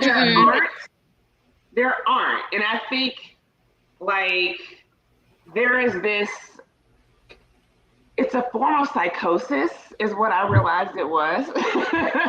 Where it's like, I imagine if I were born white, right? I don't know what that would be like, but if I were born white, I would think about what kind of white person would I be. I do that all the time. Like, what kind of white person would you be? You'd probably be like me. I might, but I might not. You know, I realize I'm very strong in my convictions. I'm very opinionated. Maybe I would be like a Marjorie. That wouldn't be her because she's stupid. No. Listen. When I was a young kid, I was looking at my dad, and I was like 8 years old. I looked at the crowns, and I saw like the color black, and I saw like the color peach and shit. It was like, yeah, why are black people called black? Because this is black. It's like coffee and shit. None of the black people I see match black on this crown. I was like, I see peach. I'm not white. I'm peach. like it's an 8-year-old thought process, and like, it's the whole like demonizing like the colors and fucking like right and wrong type things. Like, so at 8 years old, I started seeing the bullshit that I saw. Now, also at the same time, I grew up with parents who, and my grandparents owned a junkyard, so I was like exposed to so many like racists and people who were like poor, and like you strip down the statue of fucking like power and money. So when you're working with a bunch of poor people, white, black, brown, it doesn't matter that, and they all are just trying to survive. Like, and that made me realize and see like we're all the fucking same. We're all the fucking. Why are we fighting each other? And that was my thing. But as I grew older, I started to see the money concept and the fucking, you know, I started seeing the concepts, and I'm like, oh, this is fucked up, and we shouldn't be fighting. And it's the what isms. It's like that person is the boogeyman. It's this and it's that. I'm like, yeah, this is gross. It's fuck. You know, and like, but again, I'm a white person who's been privileged to see all this. A white male I've seen. So like my world is like, honestly, if I wanted to turn a blind cheek and be like, fuck everybody else, I'm white man, I can fucking live everything straightforward. Yes. But I've had an issue with that because I cannot turn my cheek on everybody else. I'd rather fight the white man as opposed to fighting the brown man or the black man. I can't do it. Can't do it. Exactly. And that's the thing. So for me, like as a black woman, when I working in nonprofits, working in public health, I mostly, when it came to like the day-to-day upkeeping of white supremacy, in my opinion, from my point of view, right, it came from white women. I kind of felt like white women did the day-to-day upkeep of white supremacy. Like they're cleaning the baseboards. They're making sure you don't get out of your place. They're upholding it. They were doing the grassroots work. Because white men are like, they're like, I'm gonna go have a whiskey. I'm gonna chill over here. Sarah, you get it done. You know. Not wrong. Sarah. Oh man. No, not you, Sarah. Oh my God. I did not mean you at all. She probably with an H, so it wasn't me. It was Sarah with an H. It was Sarah with an H. It was Sarah with an H. Sarah Green Gables. It was her. Hold on. Can I say one thing now? Sarah, where did the name Kline come from? Oh, so that's interesting. My mom married my Caucasian stepdad, who I know as my dad because I don't know my biological dad, when I was 4. Okay. So I had an interesting childhood in the sense that my Caucasian family took us in, and I was raised under the notion that everyone is created and treated equally, or should be treated equally. And Through the white family. Right. But my mom, who's Filipino, also taught me that because she's a teacher and, you know, she loves all of her students equally and wants them to learn that they should treat each other equally. Now, I wasn't exposed to racism until I was 9, when I moved to Virginia, when my dad was getting training for his job, and my mom and I would get sat at the back of restaurants. Ooh. And Ooh. I didn't know at the time, but my mom, it kind of clicked, like she knew exactly what was going on. And she kind of made it her mission to kind of guard me from that, which is, you know, both a good thing and a challenging thing in the sense that I didn't get those conversations until I was older. And I always wondered what would have happened if I had gotten that conversation at 9 years old. Right. And Yeah. that's like a tricky thing, right? Because like you don't, as a parent, you don't necessarily want to,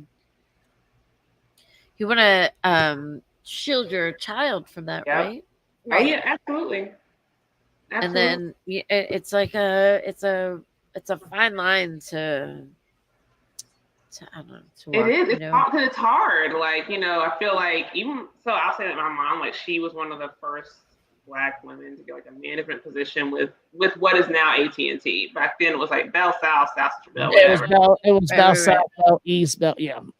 It And was so East. she was with South Central Bell back in the day, and she's one of the first Black women to get Sounds like information. Compton and shit. And even the way it happened, it was because her boss, it was like, so he had affirmative action, right? My mom will tell you, like, affirmative action, she was like, that didn't really benefit Black women too much, or Black men too much. She's like, affirmative action, like within her position, within her job, where she worked, she was like, it was all white women, and white women would promote other white women, right? And so she was like, when I was working there, it was the first time I ever had like horrible like job reviews. I would get this one white woman, horrible reviews. And it was then, it wasn't until that woman went on maternity leave that my mom was like, all of a sudden, my boss, who was a white man, realized, oh, the work is still getting done. It's getting done at the same level of quality. So who the fuck is doing it, right? This Black woman's been doing this work this whole time, right? But when she first got there, like got into those positions, like she was just like, you know, I was like the only one there. It was just me. And like when she had like secretaries or white women, she's like, oh, they wouldn't even do the work that I gave them. They would just throw it in the trash, like, right in front of my face. Right. And my mom didn't tell me these stories until I was an adult and I was dealing with. You actually asked the questions that mattered. Until I was an adult, and suddenly she was like, oh, this happened. I'm like, why didn't you tell me this? And you should have told me, and it's going to be warned, and you let me think that the world was equal and great and this, and now I'm frustrated, I'm angry, I'm depressed and anxious, right? And it's like, you know what? She did the best she could. And also, the reason why I knew I deserved better was because she told me, you deserve better than that. And I saw that I deserve better than that. So when someone did fucked up shit to me, I was like, this is wrong and I deserve better than that. So I think it's like, on one hand, as a parent, I think they want to prepare you. But on the other hand, like, I want you to learn, like, you do deserve to be treated equally. You do deserve to be treated better.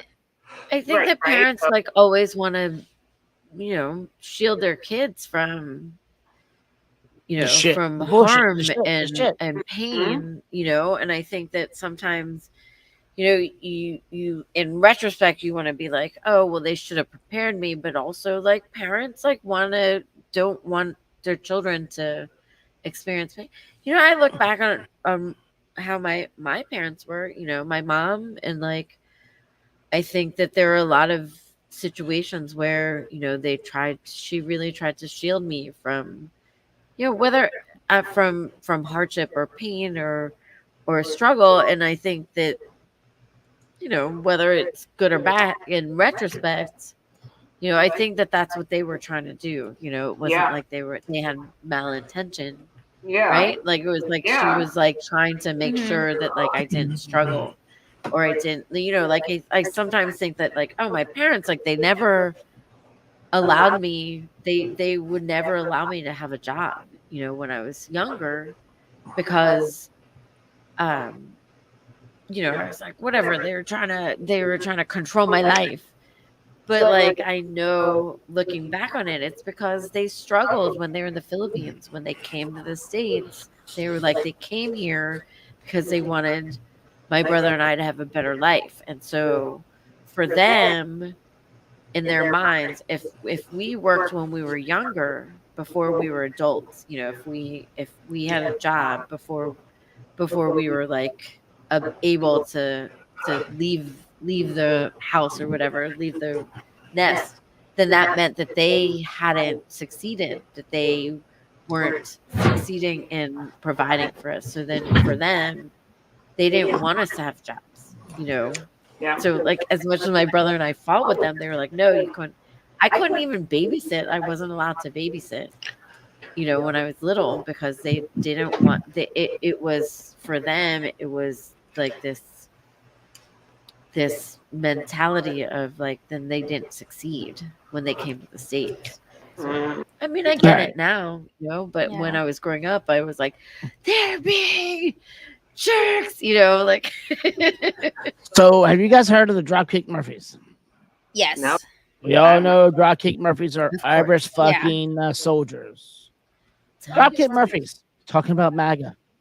Because if you're out there buying those fucking hats that these swindlers are selling at that fucking fair, I'm sorry, kids, I know there's kids here. Then you're part of the problem, and I'll tell you why. Because you're being duped by the greatest swindler in the history of the world.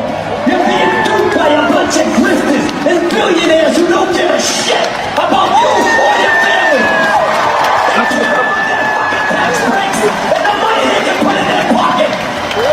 If you consider yourself a patriot and you're spouting off that election denying shit, I will fight your ass outside if you want to. Wake the fuck up! We're working class people. These people are the fucking rich, the billionaires, and they don't give a shit. Thank you for listening. 26 years as a band. So my dad introduced me to Dropkick Murphys. Did he really? See, that's amazing. I love everything. He did. I love them. I'm definitely a product of my parents. Yeah, my parents, I think they did right by me overall just because I'm a very like optimistic, curious person. And I think one story that truly embodies that, and I think my mom will appreciate me sharing this, was when we were first living in Virginia and my dad was like doing training out of state. I became a coin collector and I was like 9 years old. And my mom and I went out to Virginia and we passed by a general store with Confederate flags. And I didn't know what a Confederate flag was. And she, I think, chose Sign for you have a little dick. She chose not to explain to me what it was because I really wanted to go into the general store to get coins. She was like, okay, let's see how this goes. And we go in and it's a bunch of old white guys with beards, basically Marcuses. And I say Marcuses because they were the nicest guys. They were the nicest guys ever. They offered my mom lemonade. They like sat me on the barrel and like showed me the coins. And like, I think, yeah, my mom made the right decision to maybe not explain certain things to me right away because it left me open to like the possibility that these people might be okay after all. We're not. Not everybody. You're like, not Marcus. So have you Most of them ever are not like Marcus. So do you like shit? No. What's the fucking show? Dirty Dancing. Yes. The movie Dirty Dancing. Dirty Dancing. We all have done this. So we'll just let it go. Don't be afraid to lose control. No. Yes, I know it's on your mind when you say, stay with me tonight. You're all the one thing I can't get enough of. So I'll tell you something. Oh, did it stop? When he goes like, he does the jump and there's nobody to catch him. I love it. I love it. I can't get enough of. I mean, everybody did. So I'll tell you something. Oh. Man. See, I don't like this new system. Because, and then he jumps. See if I can play it later. Oh. Play. God damn it, play. What is happening with StreamYard lately? And it won't play these things, man. Damn. That's really fun. Oh, no. the best. All right. I'm going to take myself out so I can put it on another system. You guys keep talking. Anyway, it's a real great video. P.S. Dirty Dancing is one of my favorite shows, movies ever. That show. I mean, I love Patrick Swayze because I love him. Love him. I mean, so there's a meme that I sent to Marcus, so hopefully he'll show sooner rather than later. But it is like, it's about how looking back on Dirty Dancing, like her dad was not wrong. Marcus, do you have that meme? Let me reload everything. I'm just asking you if you did, because I was just telling them there's a meme about how like the dad was not wrong to be upset with baby, you know, like. I mean, will we have been mad at baby? So will we have been mad at baby? No, we shouldn't have been. Because wait. No, we should have been like, "Fuck you, baby. You're a fucking child. You're 18 years old. Like, sit the fuck down." But none of us said that though. Yeah, that's true. That's true, because everyone's like, nobody puts baby in the corner. But hello, you were cavorting with this 40-year-old man who potentially had gotten. I mean, we find out later that he didn't, but like, he potentially gotten somebody pregnant. You know what? Like, no. In my older years, if my goddaughter was like hanging out with some fucking 30-year-old guy, I'd be like, bitch, no, go home. You're grounded. Yep. Exactly. As her godmother, I would be like, you are grounded. I don't care what your parents say. You're grounded. Grounded. I love my god baby. I'm like, no, I would not allow her to be hanging out with somebody 30 years old. Fuck that shit. And I'm fun auntie. I am fun auntie. Makes me think about like every celebrity relationship where it's like some old ass man with a very young woman. Even like Beyonce and Jay-Z. I'm like, Jay-Z, like, when did you meet this girl? What? How old was she? 16, 17? How old was Beyonce at the time? 16, 17? He was like, right? 20. No, don't do it. I'm doing think it. back even on my own life. Like, there was a period of time when I had a massive crush on somebody who was 6 years older than me. That's fine. A crush. No. Hold on. I was only 15 years old. So 6 years older than me, that's too much. I was only 15. The crush. You can have the crush. Right. So I had the crush, but like, if I were to follow through with it, or if that 21-year-old had followed through with that, like, that's not okay. I'm only 15, right? Well, the thing is, it's not on you. The thing is, it's normal. Like, this is the thing. I think about even like R. Kelly, right? People are like, oh my God, how could that happen? I was like, I could never fall for an R. Kelly. Like, I always thought like he's ugly as fuck. I don't like that motherfucker. Like, gross. But let's say it was Kevin from the Backstreet Boys, who I loved. Okay, who I loved, right? All right, I was 14, 15. If he were a creep, yeah, that would be a really fucked up situation.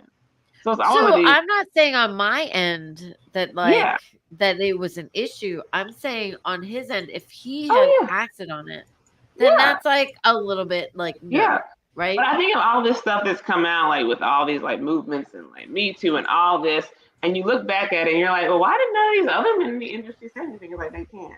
Jay-Z can't say anything. He met Beyonce when she was 16. Russell Simmons can't say anything. He met Kimora Lee when she was 13. They can't say anything about R. Kelly. They all met their wives and they were like teenagers. Ew. Nice. Gross. Ew. Right? Right. And so I guess that's what I'm saying, is that like, I might have had a crush on him, but God bless, he never acted on it, because like, I was 6 years younger than him. And I mean, I massively had a crush on him. And I would have, I don't know. All right, let's see if I can play this from the Toronto baseball team. What? Oh.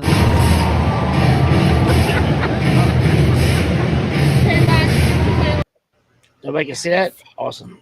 Can't see it. I can hear it. No? Okay. I can All hear right. it. No seeing it. The things of doing live things. Yep, nobody can see Nope. it. Let's try this one live. More than 10 years ago. Nope.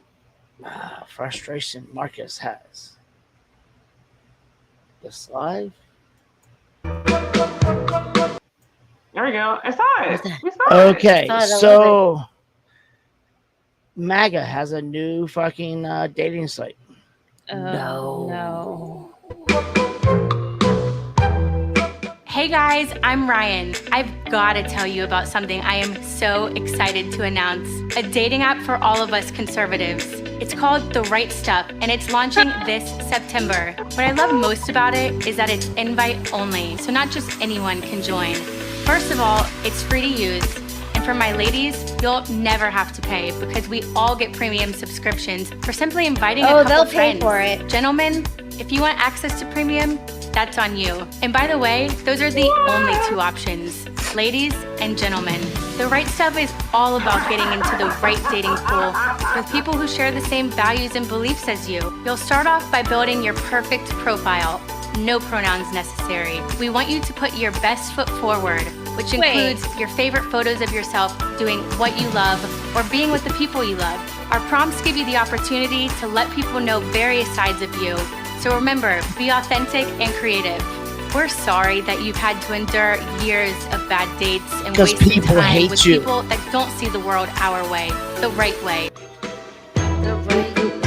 He said only for ladies and gentlemen, but he didn't need a pronoun. So which side are you on?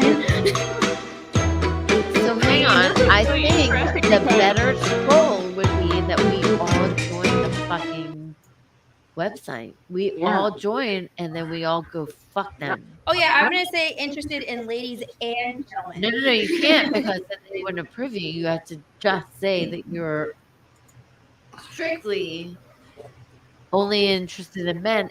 Also that you're a Christian, possibly that you're a Catholic, also that you are very conservative, and then you can fucking troll the fuck out of them.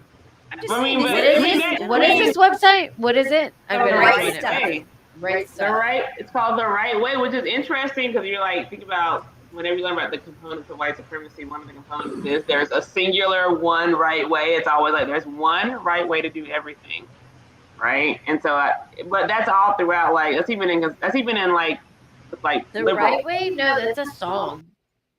No, but that's part of it. But that's part of the brainwash. Is that there's a singular right way to live your life, right? Singular right way to do everything. A singular right way to be married, to have kids, to do all of it.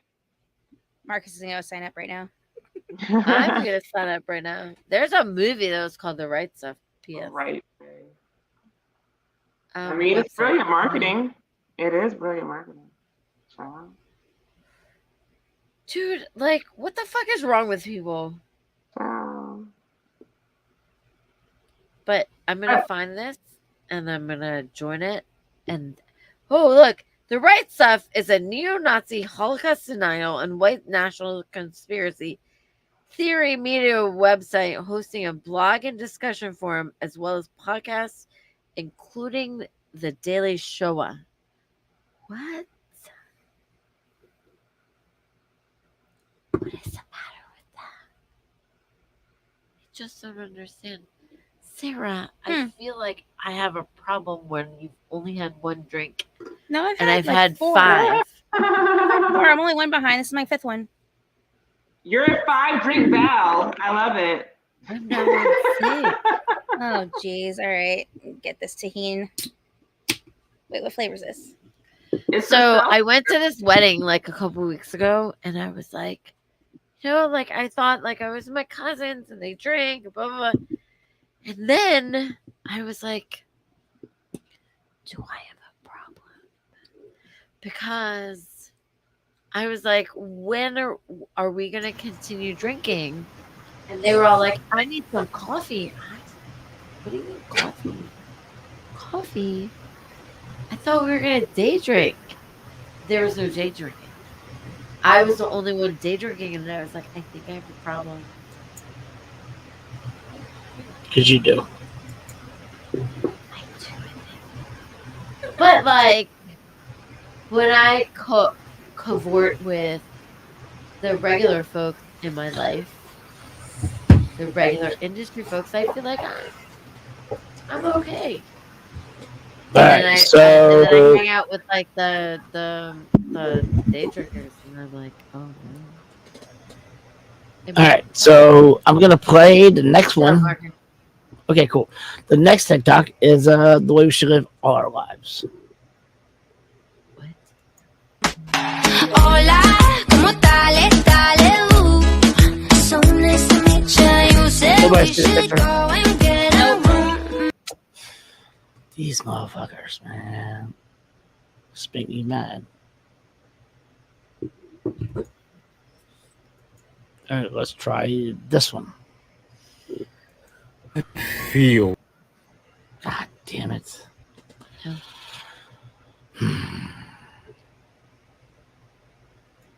Shit, bitch. Bitch, what's wrong with you? No. All your TikToks are not working, Marcus. I can't control the system. Cannot control the system. Makes me mad. Let's have really good TikToks this week. On Amazon.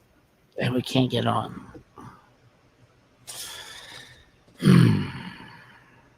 Sarah, you have anything else you want to tell? Yeah, I'm joining Karaoke League. So if anyone's interested or I love me some karaoke. Yeah, it's Thursdays at Ziba Bar from 7 to 9, starting September 28th, I think, going until mid-December. So it's like team competitions and very up my alley since I did choir and theater in high school.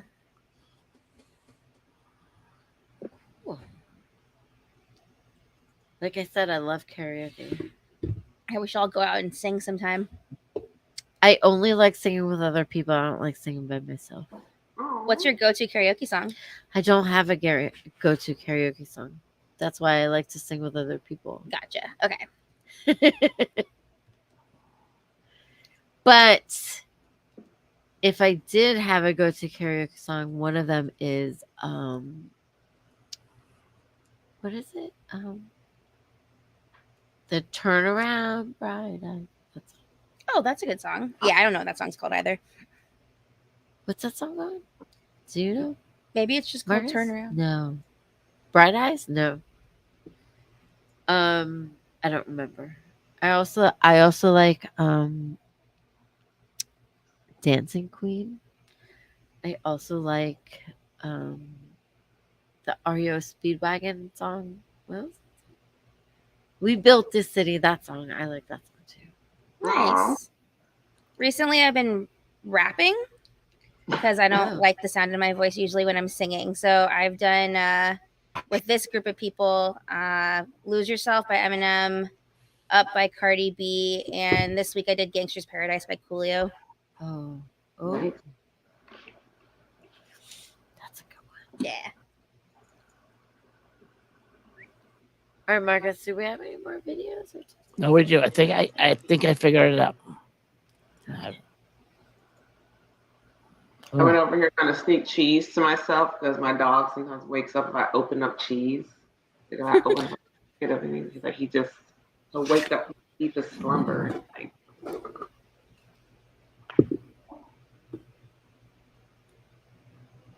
hold on. Sit there.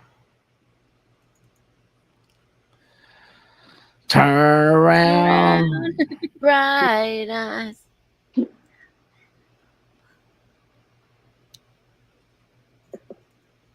All right. This thing. I don't know what's this. If you were born 10 years ago, how old would you be today? Us Americans are stupid. 13. 10 years ago. So if you were born in 2012, how old would you be? 13. Yes. Do you know what country the Panama Canal is in? No. Guess a country. Not even heard. I ain't heard of that. What country do you think it's in? I don't know. You don't know. How many zeros are in the number 10,001? Like 5? Yes. Does the Earth revolve around the sun or the sun around the Earth?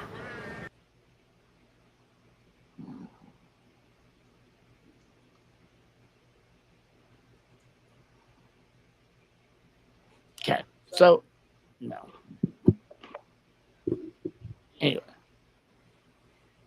Anyway. Well, I'm taking a shot. This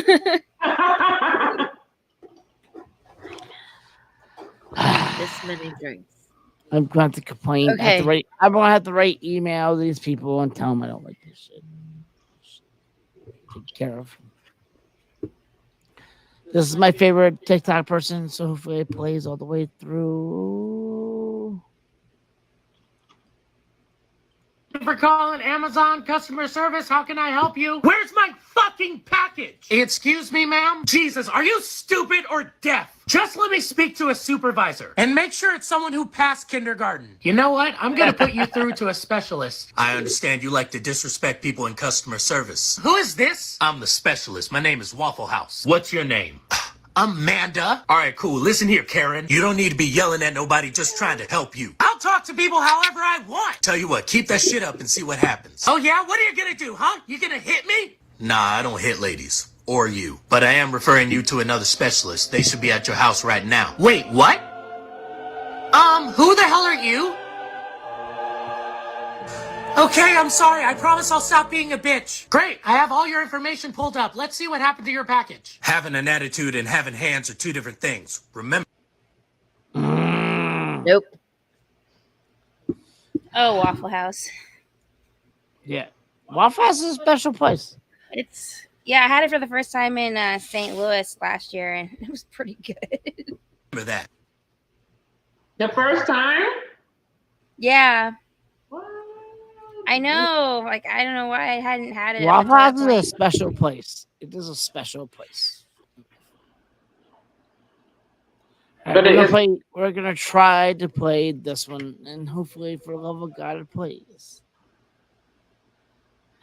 StreamYard, you're no longer my friend. Bitch. Bitch, what's wrong with you? Bitch, what's today's date? Bitch, it's August 24th. Oh, shit, I see what you're talking about. She's coming, bitch. Bitch, who are y'all talking about? Pumpkin spice lattes, bitch. No. Shit, already? We still got a little bit of time left, but we need to prepare ourselves. Bitch, nothing can prepare you for pumpkin spice latte season. My God, I can hear those Ugg boots now. And basic bitches dressed up like Han Solo. I'm about to go to Hollywood and fuck some shit up. Bitch, I ain't scared of no pumpkin spice lattes. Bitch, you're black coffee. You're not afraid of anything. Anyone who drinks black coffee on the regular has killed at least 3 people. Oh my God, hey! How was your summer, guys? I mean, technically summer ain't over. Oh my God, I don't care. You know, this year I feel like I'm gonna do things different. My agent was saying something about pumpkin spice gum, and I love it. This is gonna be a long fall, bitch. Nope. You could drink a melted pumpkin candle and get the same effect. A melted. Hold up, say it again. A melted pumpkin candle. And that would probably taste better than a pumpkin spice latte. So you're not a fan of the melted? It's garbage. It's just so artificial. Like, pumpkin shouldn't taste like that. I liked it for the first time I tasted it, and then after that I was like, no, I don't like it anymore. I mean, pumpkin flavored anything is just like, I do like pumpkin things, but it has to be like fresh, like pumpkin bread from Panera, or like there's this good pumpkin curry at Tip Cow sometimes. But like, think about it, like pumpkin pie, I don't like either. I'm like, Yeah, I'm not big on pumpkin pie. I mean, I love pumpkin. I'm a sweet potato girl. Sweet potatoes. I'm like, I'm not gonna lie, I love pumpkin pie. I'm not. Love it. Not one. I love it. I also love sweet potato pie though. Do you like Both. ube pie? Don't get this fucking bitch can't talking about fall ube. over for Oh ube my pie. god, here we go. Oh, did I open something? Oh my god, you opened everything. My brother makes the best ube pie. Yeah, I just So learned to you- make ube pie a few years ago, and now I make it every year. I'm gonna make him make me some ube pie. My brother. Also, I'm gonna make you make me some. Yeah, I can also make ube cheesecake. Ube is my favorite thing in the whole wide world. Oh yeah, ube ice cream. Everything, Too many- everything ube is my favorite thing. Ladies and gentlemen, thank you for joining us for another episode. I have too many Asians, too many fucking French, too many Filipinos in the house. There's never too many Filipinos. Can't ever have too many. One too many. Grab his dick and twist it! Oh my god, dude, this is an MMA fight, dude. It's You too much. twist that dick! Twist his dick! Twist his dick! Oh my god. Oh, dick twist! Oh, dick twist. That's probably Too somebody's many. tagline on the Right Stuff profile. On the twist it. Just fucking twist it. Twist his dick. And twist it. Oh, I gotta say. We're totally insane. They pushed me on, they